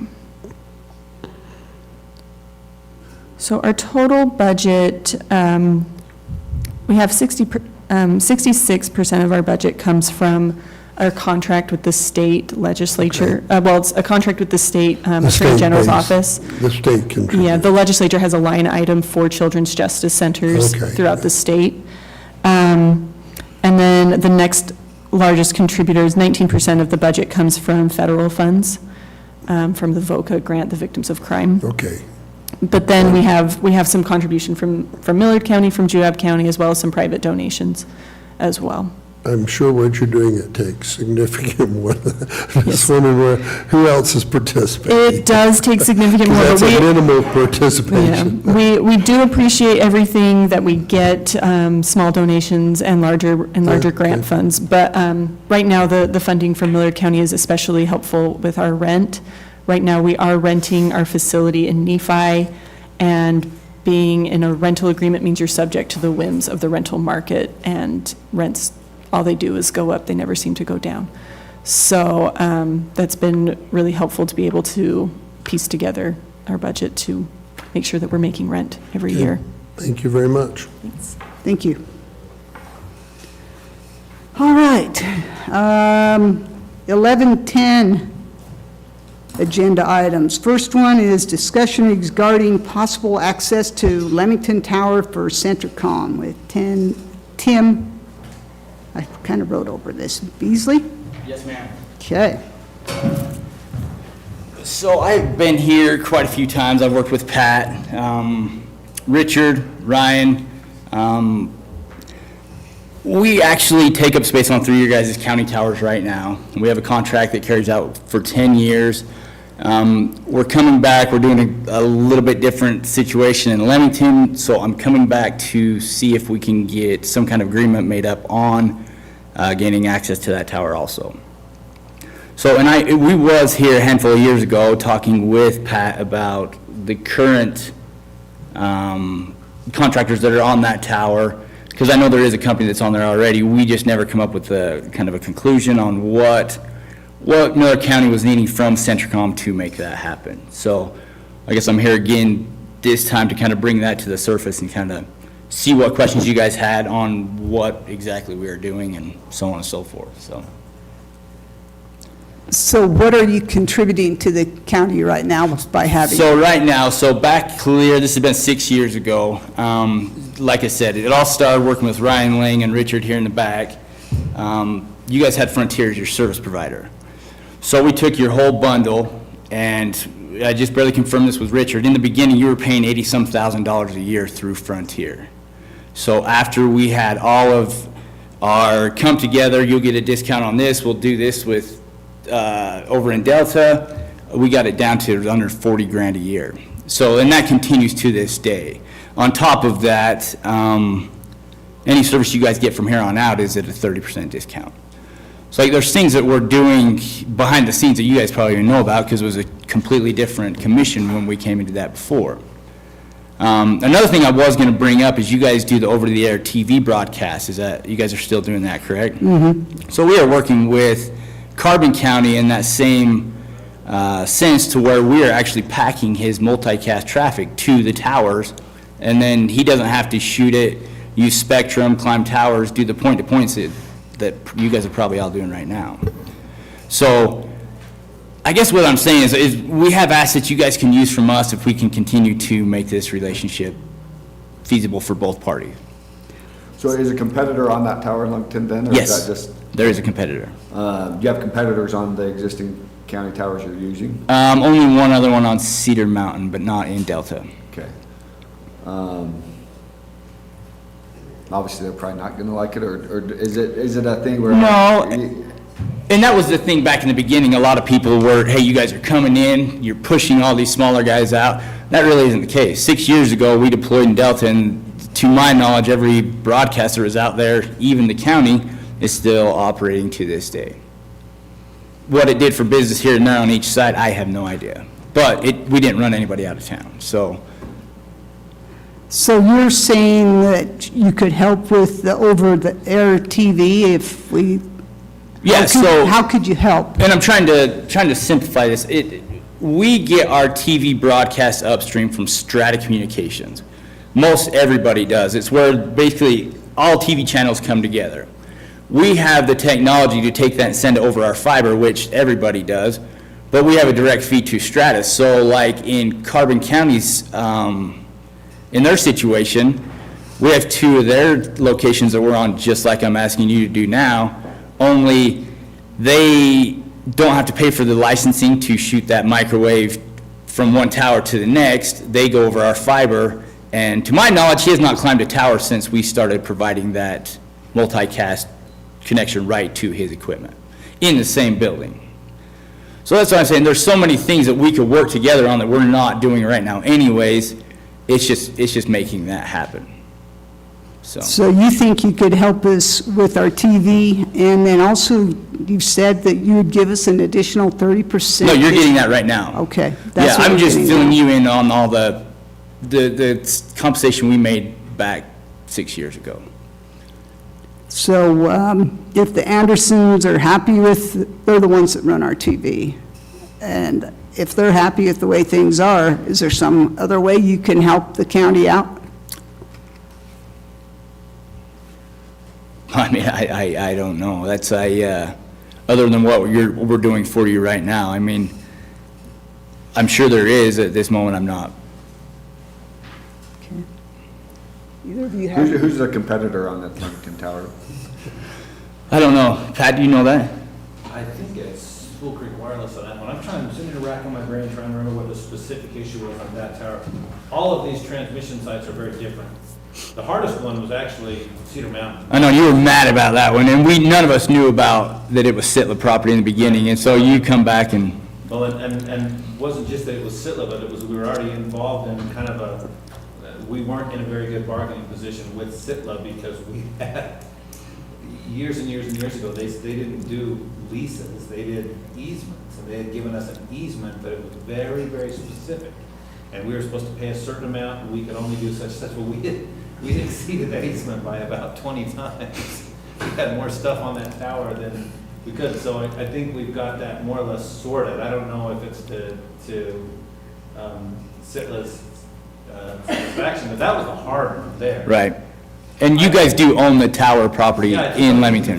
We own it. So Yeah. I'm racking my brain trying to remember what the concern was there. The last time I was here, I was concerned, I was questioning you on how much they are paying per month to be on that tower. Because we were wanting to do it, but I didn't want to pay, gobs of money out of our pocket when they were getting a specific And as I deal. recall from those conversations, there's some, probably an FCC administrative rule, but that says that you, as a government entity, if we own a transmission site, we can't charge varying rates. I mean, we have to keep it consistent.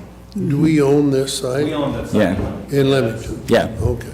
Yeah, it's not gonna be fraught with the same issues that the Cedar Mountain one was. Yeah, so that saves everybody, right? So we can't go in and we can't pay you guys $5,000 a month to be on a tower, and then the little guy comes in and you guys give him a $500 a month thing. So that's protecting both parties. Yeah, there has to be a rational basis for the difference, not just local, not just size or Right. everything else, but I'm gonna have to go back and refresh my own memory. No, and that's why I'm here. We're just trying to make How many it, people's on that tower now? How many others? just you guys and your TV translators and then Full Creek.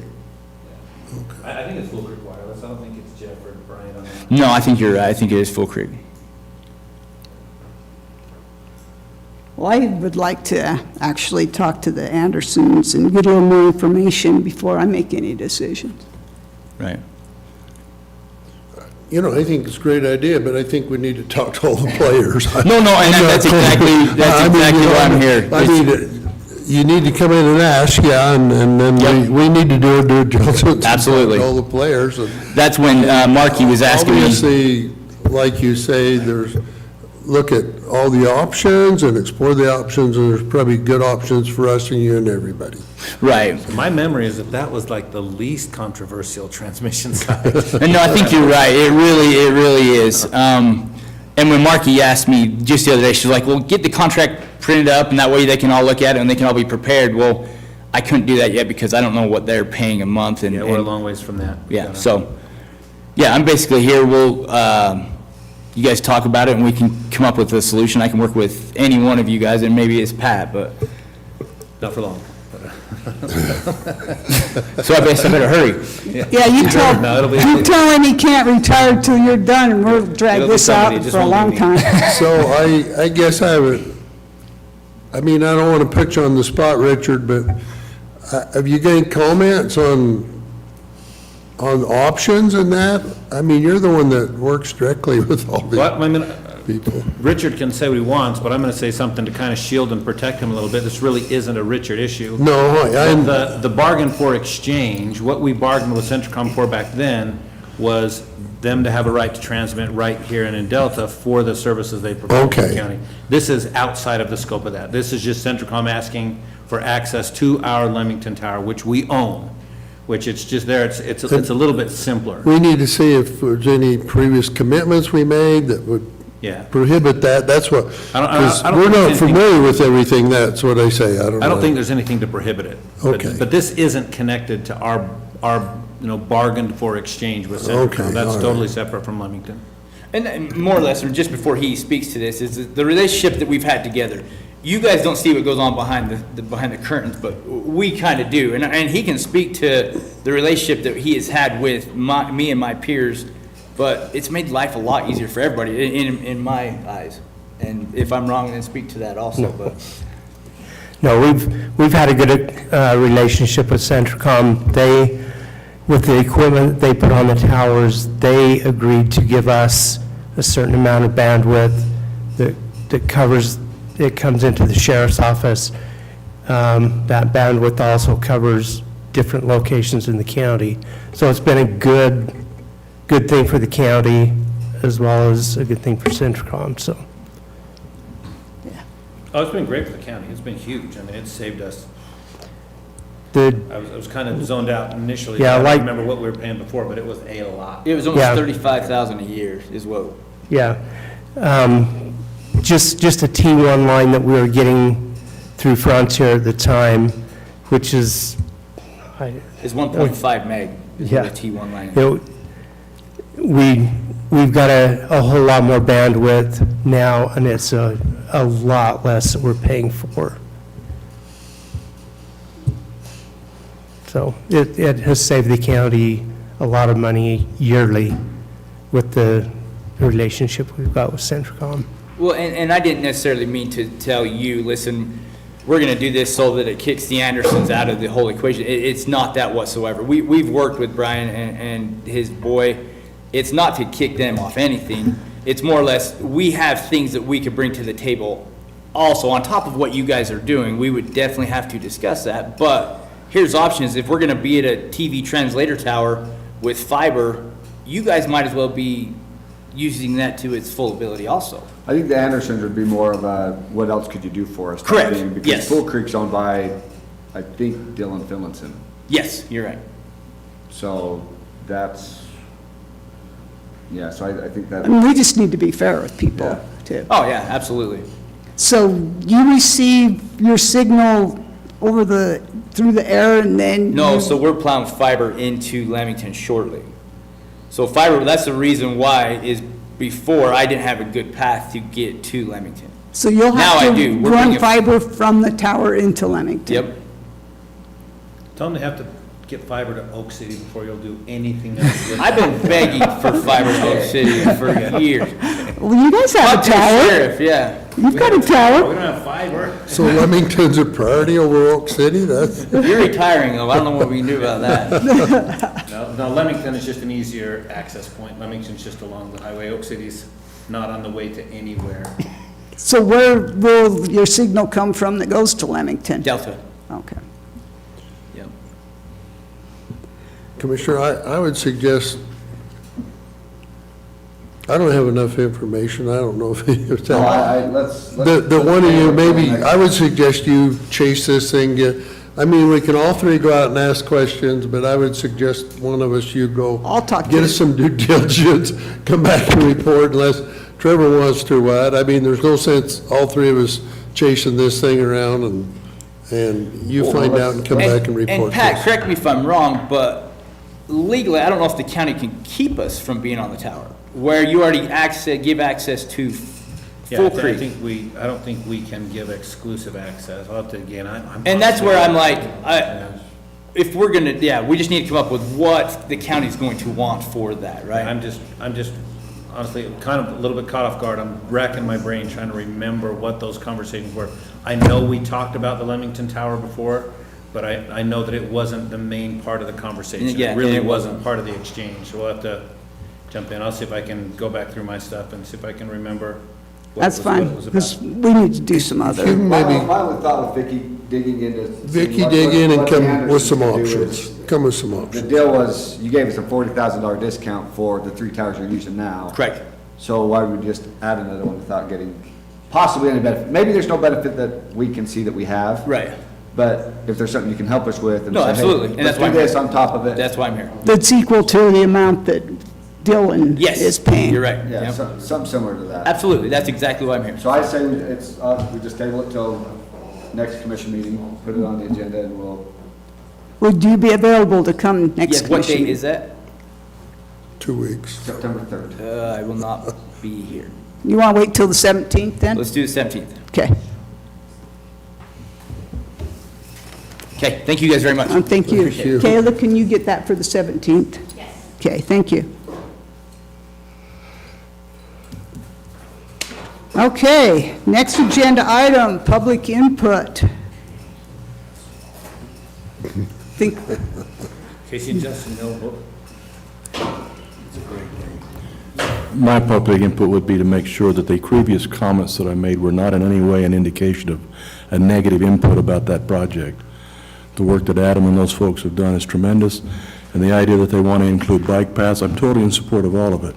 Mine was merely to say that there are possibly some conflicts, and I appreciate the comments about current agreements not superseding future agreements, so that something could happen there. The one caveat I'd put to it is that the reason I bring it up is because every business that's talking to us right now about wanting to locate here or possibly, they're looking at rail. yeah. So, Well, rail. but I am not in opposition, and those comments were not to be in opposition to that project. I think it's wonderful. So, Oh, I didn't take it that way. okay, Take it that way. okay. I Yes, just want Dennis, to. I've been in, well, a little bit more, but been involved with this plan, and I've asked that question. Some of this planning works out and some of it don't, and our plans as we look forward are all subject to amendments. Yeah. I don't think that anything we do in pre-planning, it just helps move along, dictates what we might do in a certain circumstances. So that's what just I want to make clear, because I think they all need to be on the table, and what develops, we need to have opportunities to Sure. choose development, so. Yeah. And I I've didn't ever take your seen- comments as negative anyway. Thank you. Have you ever seen UtahRails.net? They've got a cool little history of the Dinky Line. Is that what this is called, the Dinky? That's what I always thought it was called, the Fillmore Dinky, I don't know, but maybe the Fillmore Spur, I don't know. I've never heard it Siding, but, named. But it's kind of neat. They've got just a little write-up about its history and about all the other little spurs off of the main line out into, there's one that went almost all the way out to Casey's house, actually. I can't remember what they called that one, but I was trying to find that when Dennis was up before, because it's a pretty cool little history. Well, we kind of wish it hadn't left, but. Yeah. Well, in the beginning, there was quite a few, but it got down to there was only like 2 or 3 riders a week. They was running that train 2 or 3 times a week, and that's. Well, the branch line that went out to Sugarville was obviously for sugar beets, but it went, I think it may have gone even out past where you live, didn't it, Casey? You can still see elevated track out there. Probably went even a little bit further. I never knew about that one. I think the final demise of this one was when the wheat product went away, when the government had the buyout program and we lost all the dry land wheat. I think that was what major thing that they were doing there at the end was hauling wheat. So when that disappeared, there was no more need for the line, so. Just the high school kids could put their cars on there, deflate the tires, and go for a ride? I guess. I'm not talking about that. There's all sorts of. Are you saying you did that? No, in St. George, there were no lines. I didn't have to worry about it. We'd have to go all the way up to Burl. Anyway, we appreciate your comments. It's good to know. While you're there, what's since you're a announcer, sport. So have you got any projections for the ball game this week, or? One team will score more points than the other one. Okay, I just. And either the red or the blue will win, and I'm totally impartial, we all know that. Yeah, cover that shirt. We thought we had some real expertise at the mic right there, and we needed to take advantage of it. The rivalry is a great thing, and always has been. I enjoy it. It's good for the school spirit. Anyway, thanks, Dennis. Vicky, did you not know that as the Fillmore Dinky line? Am I totally? I had never heard the name, but that's quite a catchy name. Okay. Maybe it was disparaging. Maybe it's something else people said. All right. You guys come up and, you're coming by yourself? I thought he was coming, but maybe not. All right, you'll need to state your name in the microphone, please. Justin Louder. Casey Shields. Thanks. Okay, tell us what you'd like us to hear. Well, thanks for your time.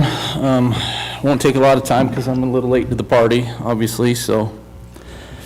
We're here to try to bring back the July 4th demolition derby in Delta. We did it in 2019.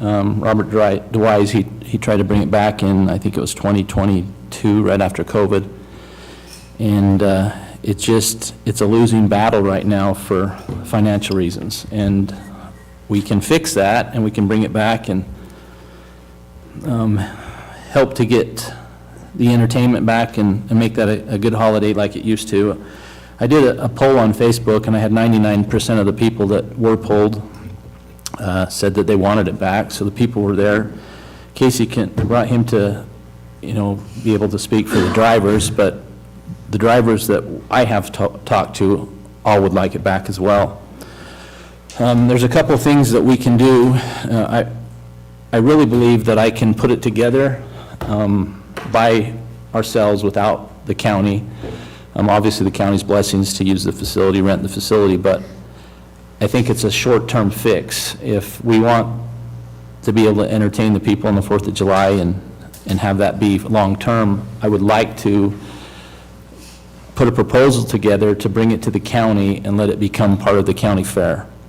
I realize that originally the county fair was in August and it got broke up and it was partially put with the rodeo. But 2 weeks later is the 4th of July, and the last big event of the county fair could be the demolition derby.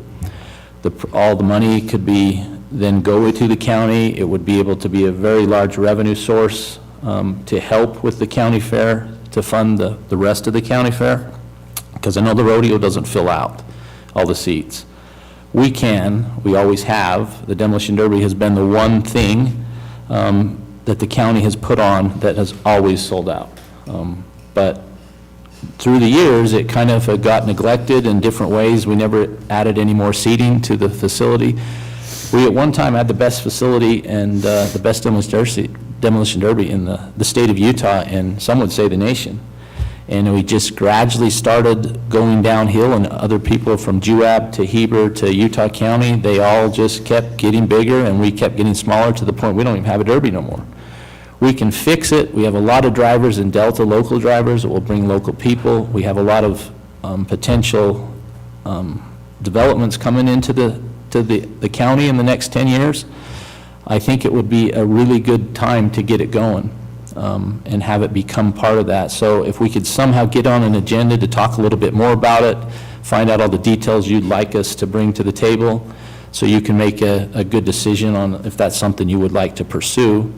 I'm all for that, but this is just an opportunity to basically put it out there, tell you what our plans are, and see if we can get some cooperation from the county. I did talk to Rachel West about it just a couple days ago, and she said that she liked the idea of putting the derby as part of it. There are going to be a few things we're going to need help with on the county for that you can ask about, but I just wanted Casey to say a few words about his side, because he put on the demolition derby with the Lions Club and helped them out for quite a while, and then he is a driver, and I haven't drove for about 20 years, so just want to let him say a few things. Well, I just mostly like to echo what he said. The two things to be successful, to have a derby and be successful, and the longevity of it is you have to have local drivers. And right now, I think we have the strongest bunch of drivers we've had since probably the mid-90s, numbers and quality. And you got to have the county's help.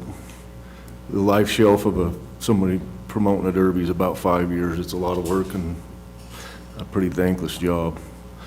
And everybody that's wanting to put it on, nobody's interested in making money. We just want a derby back in Delta. So I don't know really what else to add other than that.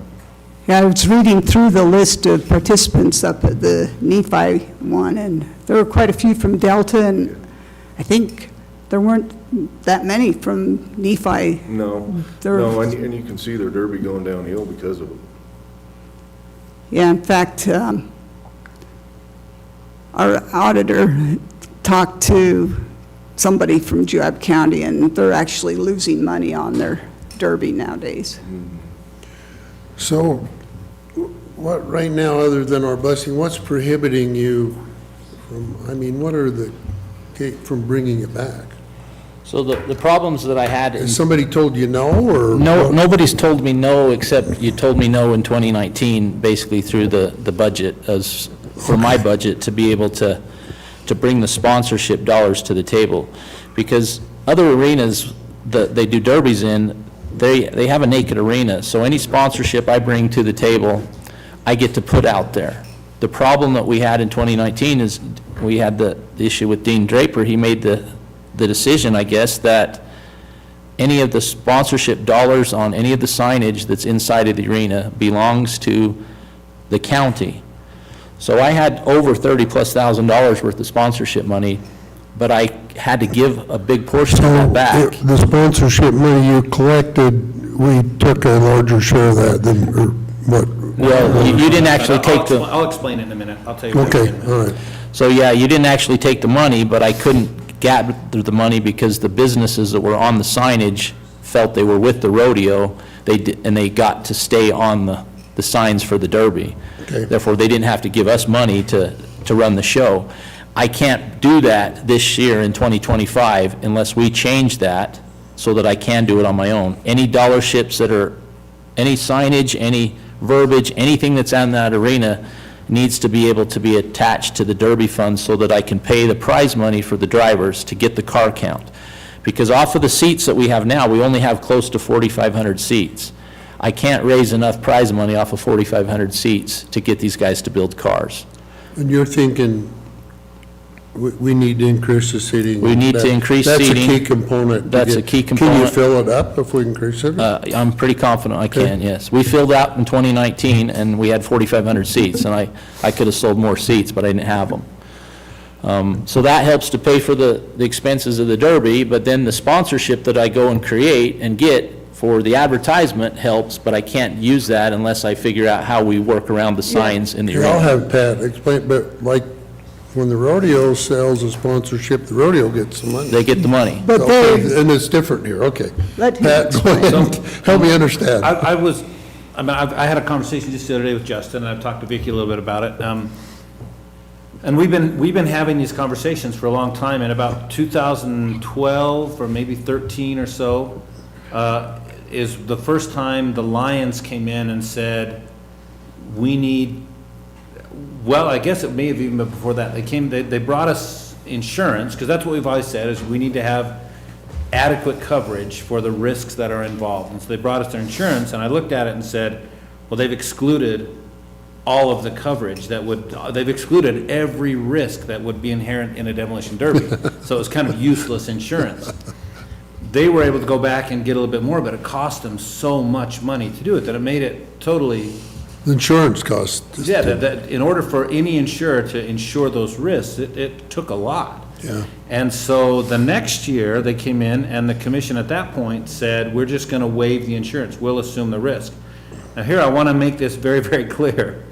I have never told any commissioner ever that they couldn't do the demolition derby, that they shouldn't do the demolition derby, or that it was even a bad idea to do the demolition derby. I know a lot of times they want to say, well, Pat told us we couldn't, but that's never been true. What I've done is help them understand the risks involved and mitigating those risks. whether or not to do a demolition derby is 100% a value decision. It's a priority decision. And that's all that it's ever been. And there have been years where the commissioners have said, well, this is a big enough event in our community, we want to do this, so we're going to assume that risk. Knowing that USIP wouldn't respond, if we wanted to actually cover the county, we'd have to go by our own policy, which is what UAB does, and it's what Wasatch does, and everywhere else. USIP doesn't cover these risks. They just simply don't. Others are buying their own policy. But those counties have all made the value decision that it's worth it to them. Even if they have to subsidize a little bit, it's worth it to them because what that event brings to the community is, in terms of its value, it's worth having that expense, or it's worth assuming that risk. What happened in 2019, I think the Lions, when did the guy get killed, 17? I think, probably. And then the next year they didn't do it, and then the year after that, Justin wanted to do it again, and started getting sponsors, and the rodeo people and the sponsors themselves said, hey, wait a minute, we are venue sponsors, we're not event sponsors. And because the rodeo was actually a county event, and the rodeo committee is a county, basically a county department, that was the decision, and it wasn't just Dean, I mean, it was the commission said, yeah, and because these sponsors came in and said, look, we signed up to sponsor the venue. We should have our signs up there for Everywhere. any event that takes place there without having to pay more money for the event. And it became kind of a mess. It got pretty ugly. Well, the interesting thing about that was that's what the rodeo committee had said, but when you talk to the businesses, and I explained to them that you pay to be for the rodeo, correct? Yes, that's right. Have you ever been told that you're part of the demolition derby? And they would say no. And I'd say, would you be willing to sponsor the demolition derby so we can keep it back here in Delta? And they all did, until they started thinking that, wait a minute, I'm having to pay twice on a I'm already there, sign. yeah, that's what happened. And so it turned into that. And so it was the commission, they said, well, we're going to treat those like venue sponsors. And that wasn't popular among the Derby people. That was, I mean, it was a decision they had to make. Are we going to say they're venue sponsors, or are we going to say they're event sponsors? And I think the rodeo folks and the people that had already sponsored it said, well, we signed up with this in mind. And so the commission said that. If the commission wants to do something different, you absolutely can. You just have to give enough notice to those sponsors so they know that what they're sponsoring is the Days of the Old West Rodeo, not the Millard County Fairground. And then everybody's on equal grounds. But you absolutely can do a derby. I mean, I think in order for it to be successful, it will take a lot more county buy-in than has been given in the past. I mean, it's going to be kind of a one and done, and then a few years later, somebody will come up and say, well, I want to do it again. And it'll be kind of the same thing. But it's one of those events where if we want it to be what it once was, we're going to have to invest in it. And the seating, and we may have to have a hard conversation with the rodeo people to help them understand that we want to accommodate both of these things, but it absolutely can be done. I mean, my job is to help you understand the risks and what it's going to require to mitigate those risks. That's all. I'm not telling you you can't do the Derby, and I've never told any commission in the past that they can't do the Derby. All I've ever tried to do is say, these are the risks that we would be assuming if we did it. So, real quick, Pat, now, obviously, the 4th of July would be the only time I support probably the Derby, because that's the only time we have enough people coming to town that I think you feel it. We're not gonna, but let's say Labor Day weekend, they decide we're gonna move the Derby to Labor Day weekend, not Labor Day, Memorial Day weekend, and now the Derby people go around asking for the signs before the rodeo people do. So now is it well, sorry rodeo, now you guys don't get to use the signs, or? No, I mean, I think the argument the rodeo folks made was that they've been long-standing, Yeah. and they're actually, the people who had their signs in there were sponsoring the venue, not the event. Yeah. I mean, that was just simply a question that the commissioners had to answer, and that's where they came down with it. So we, ahead of time, would have to say, it's not the venue, it's the event. Yeah. And you'd have to- they would have to let people know Well, I'd that. say it's the event, because the rodeo board does give everybody tickets to the rodeo when they pay for. Yeah, you just have to, that's a value decision that the commission would have to make. It's simply say, we're now saying that if an event wants to go solicit sponsors, Those sponsors are for that event. They're not there for the venue. And, you know, a lot of venues have sponsors. You know, the Delta Center,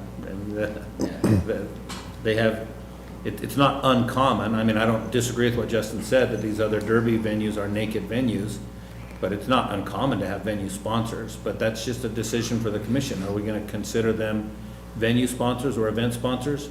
And are we willing to put enough into this to actually make it successful? So question 217, you talk about the liability. So what was the liability in 217 and who covered that? So, What kind of insurance did you have? none, None? but Lions International, I think, kicked in. It was a confidential settlement amount, no idea what it was. So we don't County know wasn't what, involved, but the county. we don't know what the liability liability would be then. We would have had the Lions International, because the Lions, the local Lions that year didn't have any coverage. That was one of the years that it was waived, and USIP wouldn't have covered, so it would have been either us or them, but So you're saying we got lucky? Okay, I'm just wondering. So, do you think the insurance would be similar to what it would cost that the rodeo pays, that we pay for the rodeo? probably. I mean, I would guess it'd be similar. I mean, I actually think there's probably more risk associated with rodeo. I mean, injuries are virtually certain at a rodeo, and I think they're fairly rare. I mean, there may be some little things at derbies, but, I mean, what happened in 2017 was obviously an anomaly. Oh, It yeah. wasn't- Is our rodeo insurance separate from USIP? Oh, yeah, for sure. Yeah, rodeo buys, they have insurance. We would be buying our own insurance as well. Yeah. We've done that every time and made sure Millard County was part of the additional insured, but. It is, it's like I you- said, it just doesn't cover the risks. If you, I mean, if, I don't know, we had some kind of premises liability issue, if somebody tripped and fell, it would cover it, but it's not gonna cover somebody getting killed by a derby Getting car. killed by a derby? But, so you have to go buy a special rider for that, to cover that. Right.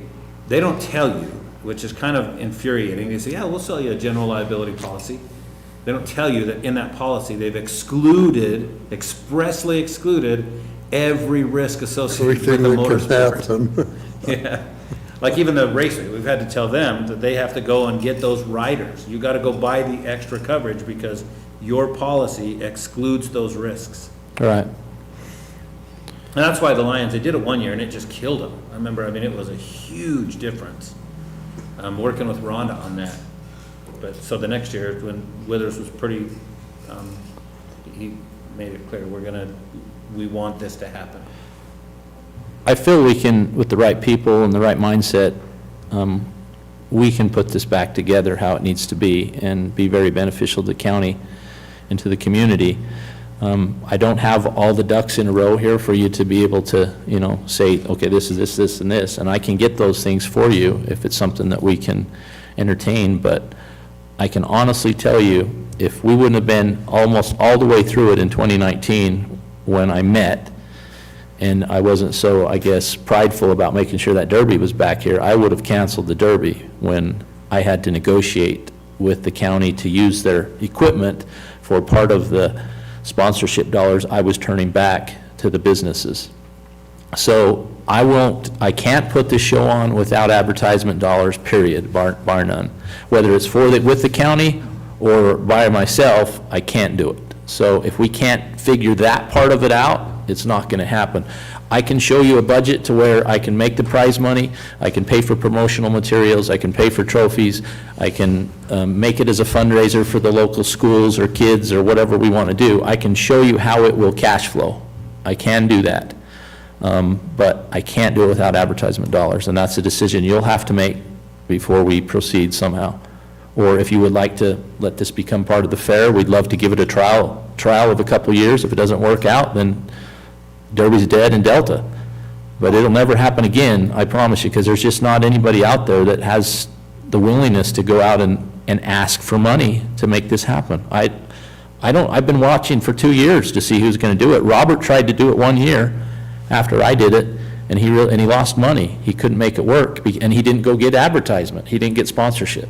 And without that, it just ceases to exist.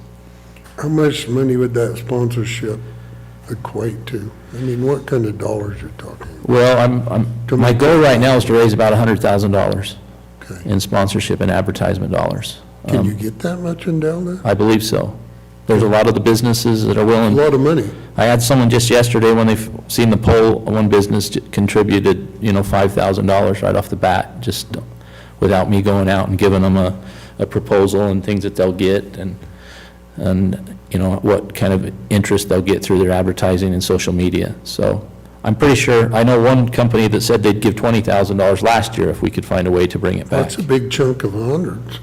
So they're really wanting it back, but it's just a Band-Aid on it. If I go and put all the effort into it without the county's blessing and having it being part of the county fair, it's going to die in a couple of years when I don't have the ability to go out and do what I'm doing now. I think it needs to be on July 4th, though. It does. It needs to be on July 4th, and it just needs to be an extension of the county fair 2 weeks later. And you can sell it to the people just fine that way. I think that we need to make it so the signage is for the event and not for the venue, which would also help you, but I'm a little worried about making it part of the county, because I don't think we have the personnel that it would take to run that. I think I could take that stress off your plate, because I would create a demolition derby committee. I've already reached out a bunch of people who are more than willing to help put it together. So why do you want it to be part of the county instead of just using the facility? Because you can help get part of the fair board to be part of it with us, like as far as when I step down, and I'm not going to be able to push this thing, I need somebody else that'd be able to step up that's part of the county and say, yeah, this is our derby, and this person will help do it. I'm just looking down the way, long-term. Well, when I worked with Rachel last year with the fair board and that, in tourism, I mean, she is really busy already. Yeah, she said she was, but she said she'd be willing to be part of this and help us do it. But I don't really need the help other than the blessing and being part of we would be the Derby committee, part of the fair board, on the fair, just like they do at Juab and anywhere else. We just got to be included with you somehow. I think what we saw, as, like Justin said, as other derbies grew, ours tried to stay the same, but it couldn't. It was sponsored by the Lions Forever, it had the county blessing, but the county really wasn't involved other than providing the venue and some of the equipment and things like that. But, I think if it's gonna be successful, it's gonna have to have more county buy-in than it's had, county involvement. And that's 100% just comes down to the value decision, that you're the trustees for the county. You're Pat, maybe give me your spin on, so I'm trying to understand what happened, if you go with an event sponsor, so is there pushback by the rodeo others that we tend to dry up their funds to move? Is that what we're doing I'm sure we can go forward and figure something out, but is that what the pushback is? No, I think You're drying me up to do something else? No, I don't think so. I think it was just, they said, we've already paid. We've already paid a sponsorship for that venue. We're not gonna pay again. Okay, all right, it was halfway in between, they didn't have some Because preliminary. that was just the understanding. That was Okay, that was at the time they was doing it, okay. Yeah, the contract needs to say it is for the event, not for the venue. I don't think they were actually. Or you go to tourism and say, hey, you're in charge of doing venue sponsorship, and now you're charging $1,500 a year and then it's divvied out between any event that takes place in there. Yeah, if they want to do a venue, it should go. The problem is you'd have to wait till the end of the year to see how many people actually use the arena, so. Well, it'd be county events. You're not divvying it up to any event. You're not giving it to anybody that uses it. It'd have to be events that had like a county stamp that would get that. But I think the one thing that helps the rodeo committee, or the rodeo out, is it's just a bunch of cowboys. Like, they care about the rodeo, and Rachel is on it, and one of us is on it, but really it is. And so if the county were to get involved, it would be you guys still doing it. Correct. And we would have maybe representatives to show up, but you gotta have guys that are passionate about it. You gotta have 15 to 20, and that's how many the rodeo committee has. And it's all volunteer. They spend their time for 2 or 3 months doing it, and we don't compensate them, period. But they just want to make sure there's a good rodeo. I mean, okay, here, and you may have been on it once upon a time, I don't know. Rachel doesn't do much though with the rodeo, does she? No, she doesn't, but she's there and involved. Well, she's there. Because it's the fair.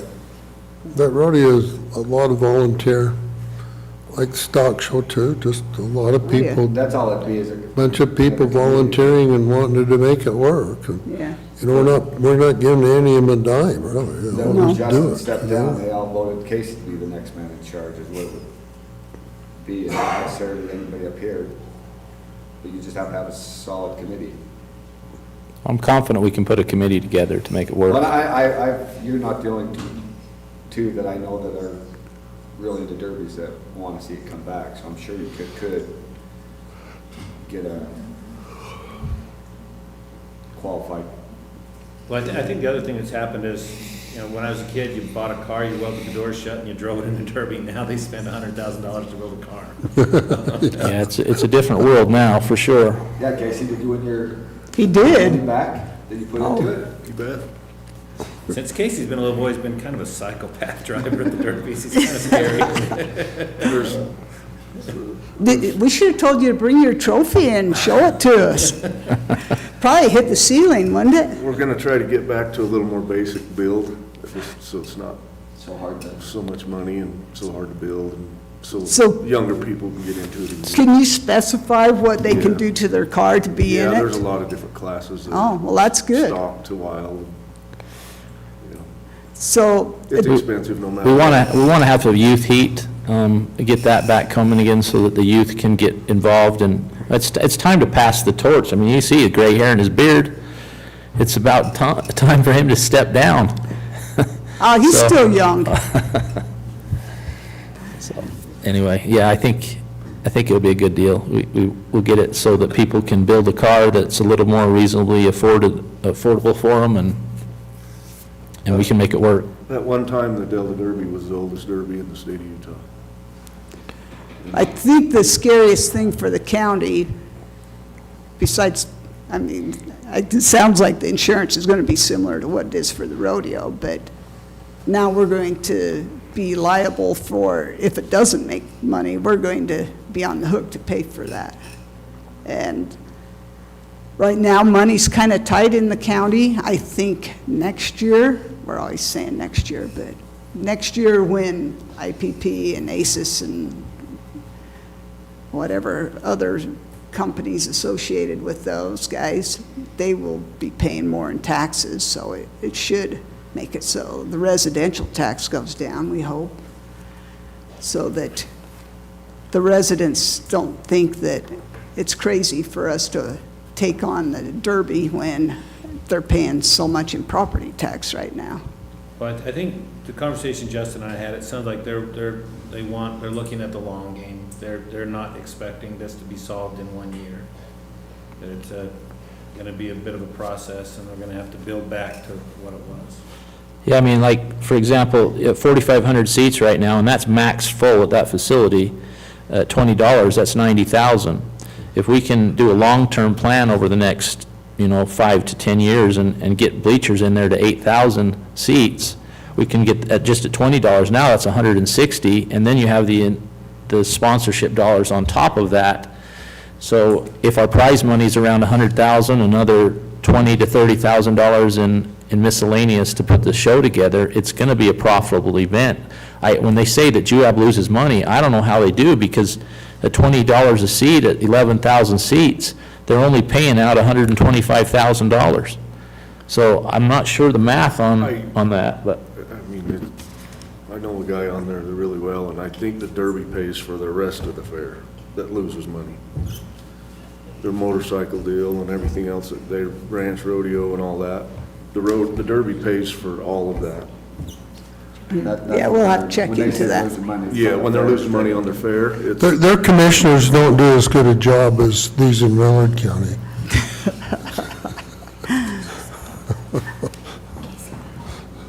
Yeah, it would be nice to have more seats, Yeah. if we can figure out a way. I mean, and you could grow your rodeo that way too.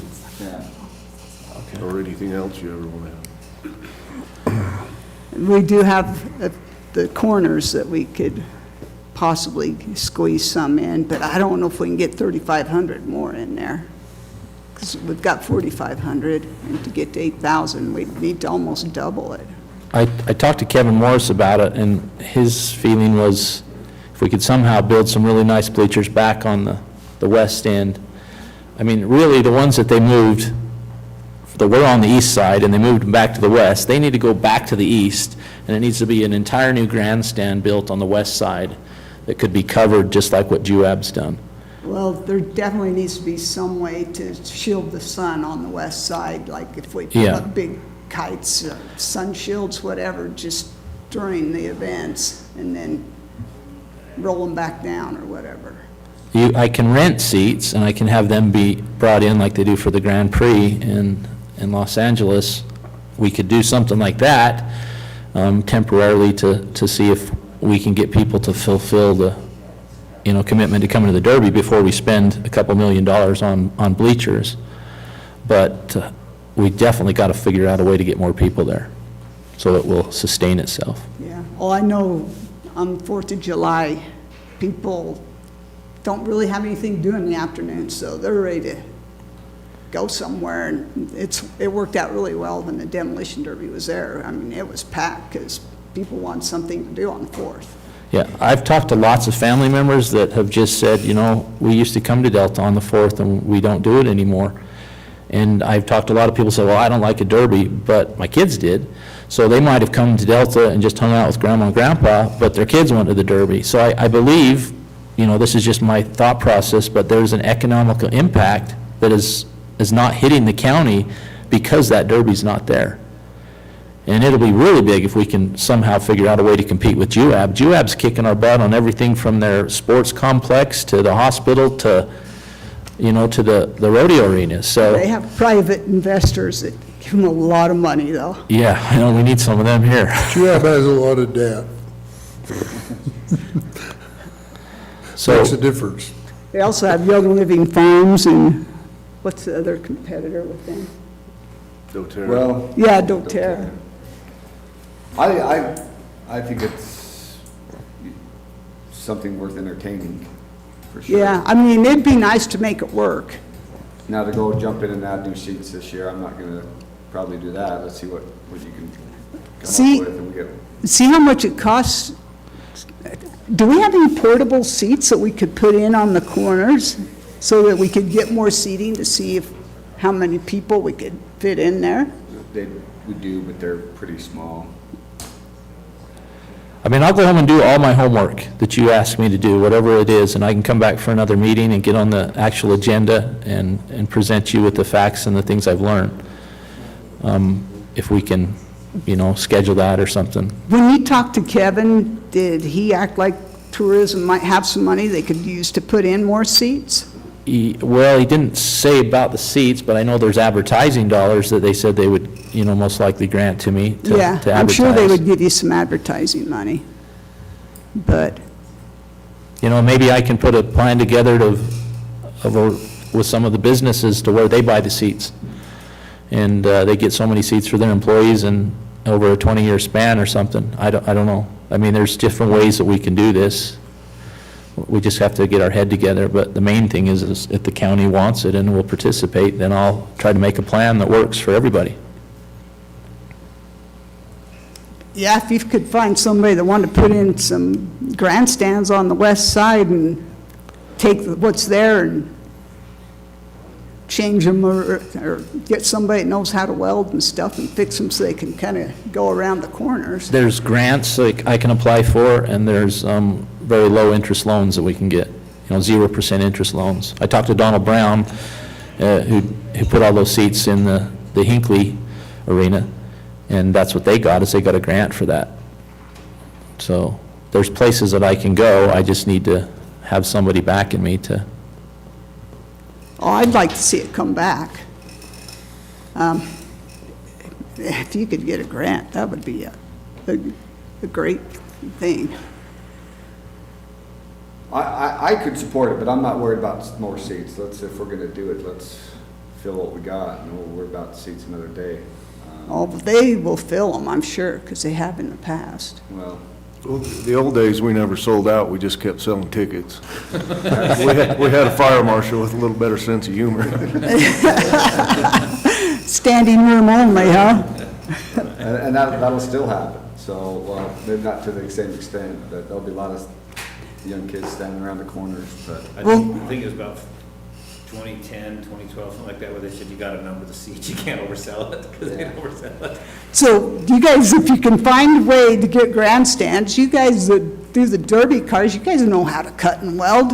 You guys can, You want to sit on our seats if we weld them? we might have to have them inspected, but. Well, let's, come up with a game plan and present us with all your thoughts and ideas and get on the actual agenda and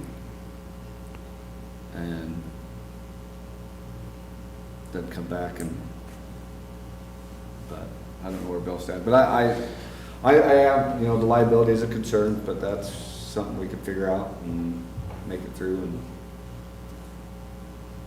but. Sounds good Not to gonna us. give you, let's jump on it right now, but. If you're sure you can get enough volunteers to help you guys. She just stopped here just a second ago, and she wanted to say something to you about that.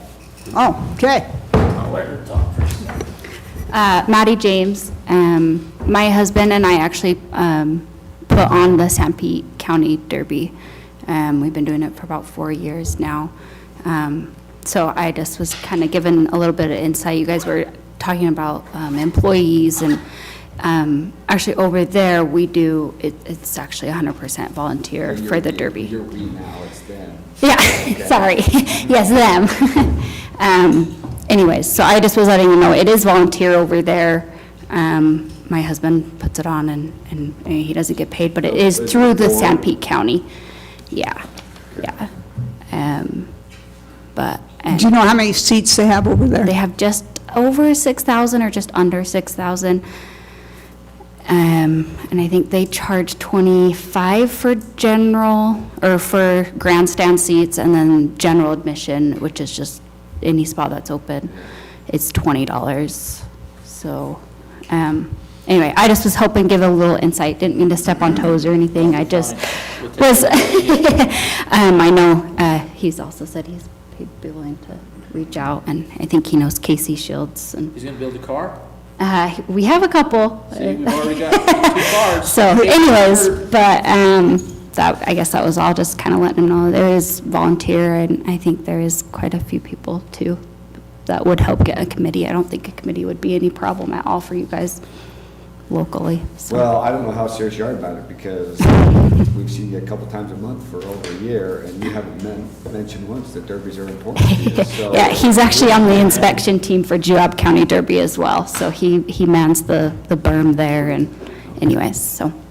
So they can recruit him to help here, huh? Yes, he said he's willing to help, so, Okay, Thank you. yeah. Yeah, thanks, All right. Maddie. Yep. thank you, guys. I think you I don't know if need to there's- go forth, get us some alternatives. I mean, there's other players, you know, rodeo, county fair, all those other people. You need to kind of get this around, and the key is it's got to work for everybody. Right. And when you can find something that benefits everything, then that's where we'll go forward with a very positive And approach. continue to see how many sponsors you can get. Okay. Yeah, we'll make it a win-win for everybody. Because we're going to want input from all those other players. So you want me to reach out to the rodeo committee as well? Well, I don't know who to, but we Maybe need. Rod Moore's the president of the rodeo committee. Okay. Except for Rod's vice president now. Oh, he is? Yeah, Who's the president? trying to think. It'll come to you in a couple Audrey's, minutes. yeah, couple minutes. Is it Brandon Anderson? Who did they elect, Brandon, or one of them, yeah. It's Anyway, one of them thanks, that you was guys. on there. Thank you. One of them that was When on do you there. like us to come back? We get on the agenda for when? How soon can you be ready for the next one, or do you want to wait 2 till? weeks? There's one on the 3rd, I think it is, and one on the 17th. Let's do the 17th. Okay. Okay, I will put you on there, and I do believe I already have your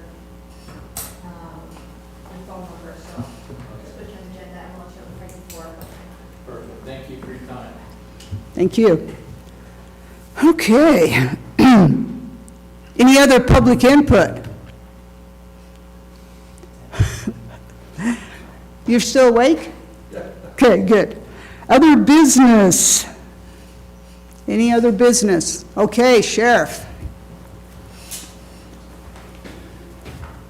Just to be on record, Sheriff's Office would like to thank Mr. Finlinson for his service. He's been I've got to hurry, I'll get emotional. He's been a wonderful colleague. He served his county well. He's represented the needs of the communities. I disagree with his self-representation of his qualities. I think he's an amazing man, and thank you. Thanks, Sheriff. Thank you. Okay, discussion and possible appointments to various county boards. Any of those? Okay. Possible approval of applications for settlement or deferral of delinquent property tax. None? Discussion by each commissioner, county attorney, elected official, and secretary. Possible board of equalization. Yes, unfortunately.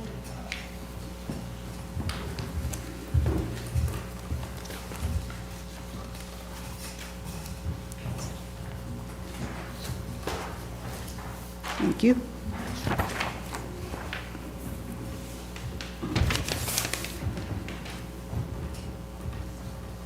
Okay, so I have a,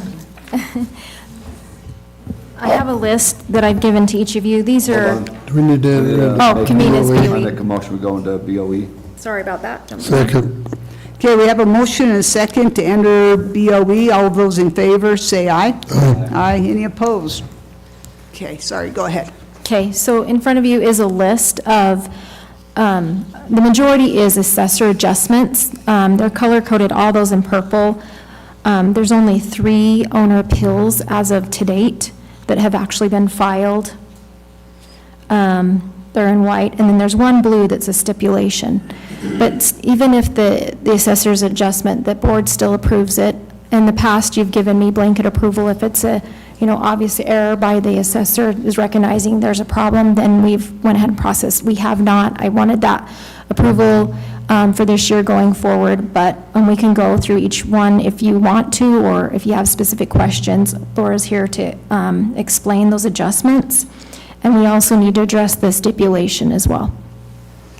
So you're asking that the assessor can make these adjustments Correct, all those in purple, yeah. without having to go before us and hearing? I mean, Well, that's what we're doing right now. yeah, but these are just normal adjustments with particular mistakes or things that we haven't recorded or something. Yeah, I'll let her explain some of the adjustments. Okay.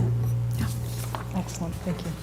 All right, so some of the adjustments we have here, our taxpayers will actually call in and ask us to come out to look at a property, or they'll send in photos. So some of these are computer-related, some of them are data entry related, some of them are even, we send out a survey for our review area, the area that we're doing a detailed review on, and we have had issues with people filling out their surveys incorrectly. So some of those, if they have a question and call in, we look into it and we make adjustments off of that. If it's something that we can prove, or we can see that it clearly was something that either there's a lack of understanding or there was something put in incorrectly, we go through and we do adjustments on those.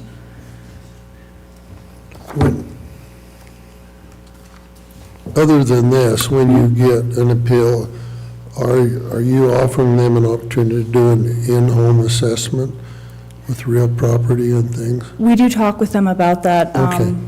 Or we'll just go through what we also have done. You can is we've do done- either or then, they can, okay.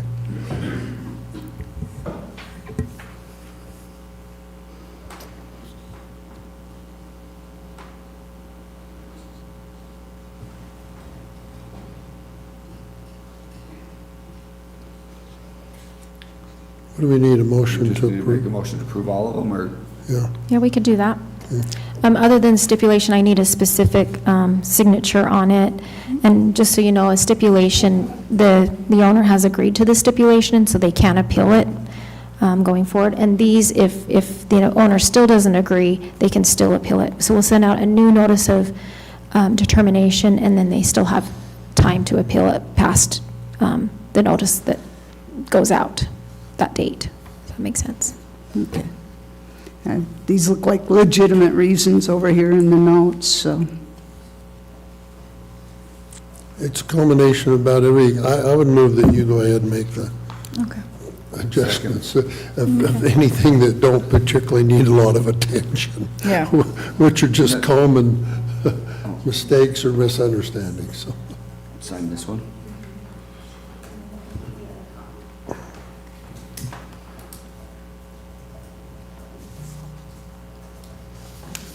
Do all three of us need to sign this then? So I have a question real quick, Laura. I've had quite a few people talk to me. And I'm aware of one house in particular out in Deseret that's right around $900,000. Okay. Right here. And I know it would not cost $900,000 to build that house. So if they call in, we actually do a review on those and see where we're even, like, we will actually do a more in-depth review on that, just to see where we're even standing before we have a This person protest. has called in. Okay. And it went from $925,000 to basically $900,000. Mhm. And I could build that exact house for less Okay. than $600,000. I know. Mhm. If I didn't do any of the work myself, contracted every ounce of it out, it would cost me less than $600,000. Mhm. How does that assess for 900? Dates based off of what sales we actually have come in. So with our sales, and even with the higher end ones, if we can get information on the sales, we actually can adjust things lower or higher. We have to work with what information we have. So why does construction not go into that? So basically what you're telling me is I could go build 3 houses today, and you're almost guaranteeing me that I can make $1 million by the end of the year because I only spent $600,000, which is the value of the home, which is what it cost for me to build. So it's not the value of the home, it's market value. What's by statute, the assessment is based on market value, and that's not how much it costs to build, that's how much it will sell for. And we're in a bit of a bubble. But that doesn't play a role in it at all. Because I just find, it's just weird for me. I'm not trying to argue or anything. No. I just find it weird. How is that not calculated? It's just weird. I know what you're saying, Pat, I really do. But it's just weird to me that a person could go build a home and the very next day we're assessing it at something that they can become filthy rich on. Well, one thing, you can't become just consistent because maybe somebody donated the basement for you or something. So sometimes figures, there has to be a standard of what it costs to build. And you can't use a personal standard. I mean, I can build this home for this, but maybe somebody give me a load of 2x4s. I think on Central It's just inconsistent. Well, when we first built our house, we put more into it than it assessed for, and I didn't have any problem with that. Well, and part of this property, he got a shed that cost him $4,500 at the time. He could go to Delta Glass and buy that exact same shed, installed, build is $8,000, and we have it assessed for $34,000. I'll have to take a look into that shed. With those, if they bring in that information, we do adjust with that information. Yeah. The problem is getting the information. Some of the people who bring in that my shed cost me, or my garage only cost me $15,000 to build, it's, you did your manual labor yourself, you're not factoring the concrete. We actually had one who BOE'd that last year. We talked to multiple companies, and they actually said we were pretty close to what it would be coming in at. So with centrally assessed properties, there's a lot more room, which has obviously been the argument we've been having with some of our centrally assessed taxpayers, is which valuation method do we use? And even with some commercial, I assume there's a little bit more room there to do that. But with residential and just normal locally assessed property, the statute says it's just market value. Yeah. So you have it appraised, and we use an appraisal, and the fact is, because of a ton of speculation in Millard County, I think we have our own little bubble but it's independent from any bubble outside of Millard County. It's just our own little bubble, and it'll pop someday, and our values will plummet. Yeah. I mean, I don't think there's any possible way that we are going to maintain the residential values that we have here, because they're all so much based on speculation. That's because people were selling property for insane amounts in preparation for the IPP construction. But that's what the statute says, is that locally assessed properties are market value. Well, and one of the reasons I bring this up is it's kind of weird is I get more residents, actually I haven't had one complaint to me about their property taxes being high, none of them. Now, that's probably the stem of it, but not one of them's like, why are my taxes so high? It is all, why is my assessment so high? And for me, I wish I was just arguing or combating it with, your rate went up because we're spending more money, not I'm debating with them why their assessment went high, because I can't debate with them on that, but as a commissioner, we're over the funds, and so it's like, yeah, I can debate the rate with you, or you can be upset with me because your taxes are high. They're not mad at me because their taxes are high, they're mad at me because their assessment's so high. I think the answer is your assessment's so high because that's how much your house is worth in this insane market. Yeah, well, and that's right, but that goes back to the cost of building a house, like that's what it seems like it's worth, is what I build it is what it's worth. I understand that's how it seems, but it's not how it is. I mean, the market value is something completely different. Market value is, and by definition, the market value of anything is what a willing seller and a willing buyer can agree to. Yeah. It's an arm's length, mutually beneficial transaction. And homes here have been selling like crazy. And I think it was last year somebody came in to do a BOE, and they had sold a property for a ton of money, but they complained about the assessment of another property.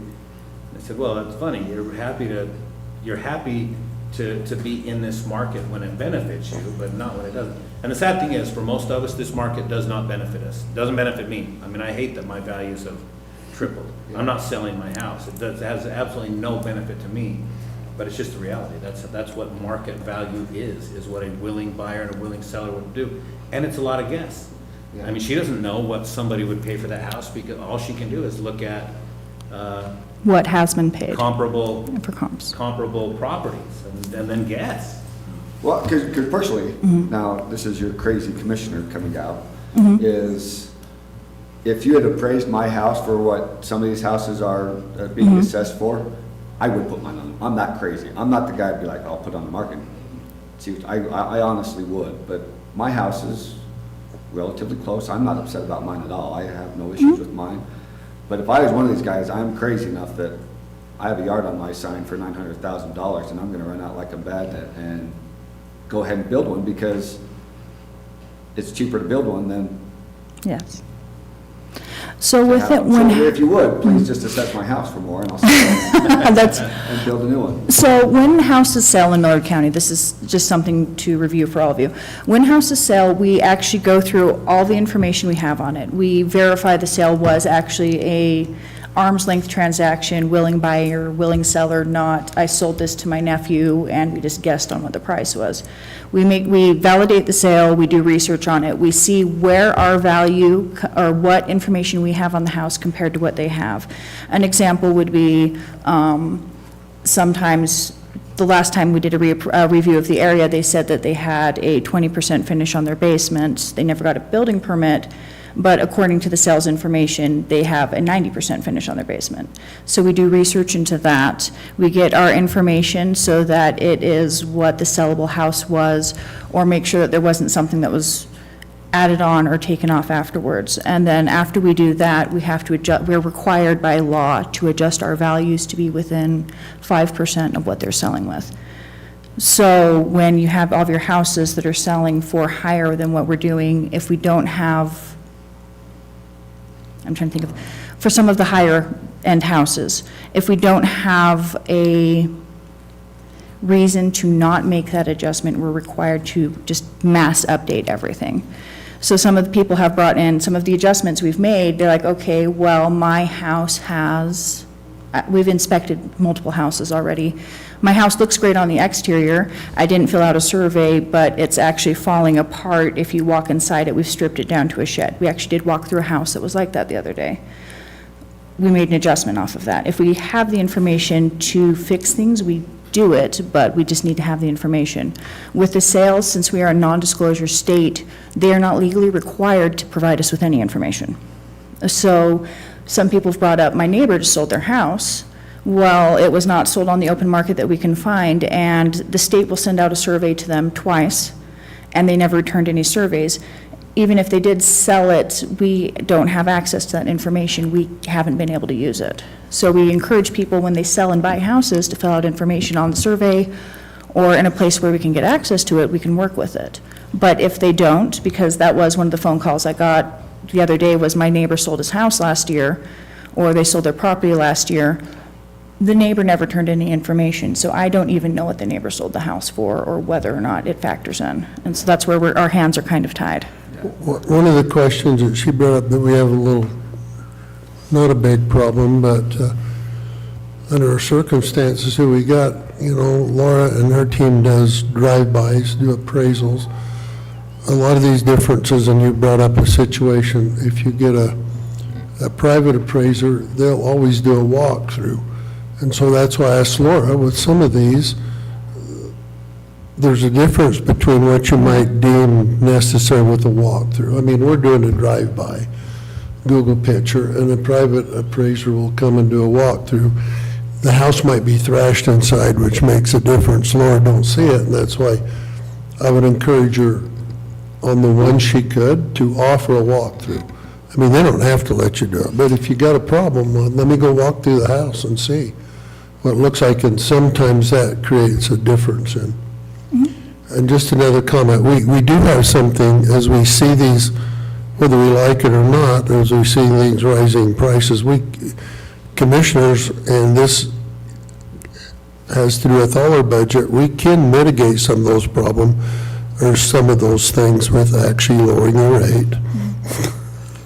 So, we do have something to say about it. Even though the prices are high, we could mitigate it by lowering the rate if we have sufficient funds to pay our bills. We do walkthroughs, we do inspect them, if they're willing to let us. We let them send in photos, we've had situations like that. And even with some of them, when we're doing a review, particularly on houses, we send out a survey that actually asks information about the house. It has a comment section, so if your sewer has gone out or something, you comment, we can leave it, but a lot of people do not turn those in. And so I didn't catch the fact that your entire basement was flooded and ripped out because you never even turned paperwork back in, or you didn't comment on it. I mean, we do work with them when we have the information available. And that's what a number of these are. Yeah, I mean, almost all of these are initiated by the owner, even though they're assessor adjustments, to Laura's credit, in her office. I mean, if the taxpayer is calling in and saying, hey, this is wrong, I don't agree, if she finds an error, she's making those changes. That's what these are, and that's why I'm asking for, if she's initiating that assessor adjustment, can I go ahead and process those, and then I will still bring them to you for approval? Is the board okay with that, as we've done in the past? Okay. Yeah. No. Did we make a motion? Well, we need to go out of BOE, I guess. The stipulation. Okay, I'll move it, we gotta be. Did they make a motion on it, though? Did they? Yeah, can we? Oh, yeah, let's finish with you guys before we shall close it. Yeah, we need a motion on the stipulation for Laurie Johnson, R 1762-2.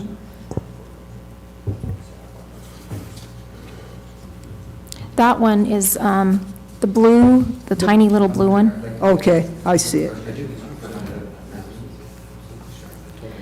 This is a case where we were valuing it as though it was buildable land. The stipulation, we got a hold of the Holden's land guide, and the ordinance is involved with that. And even though it is large enough to build in other towns, it is not actually large enough to build in Holden.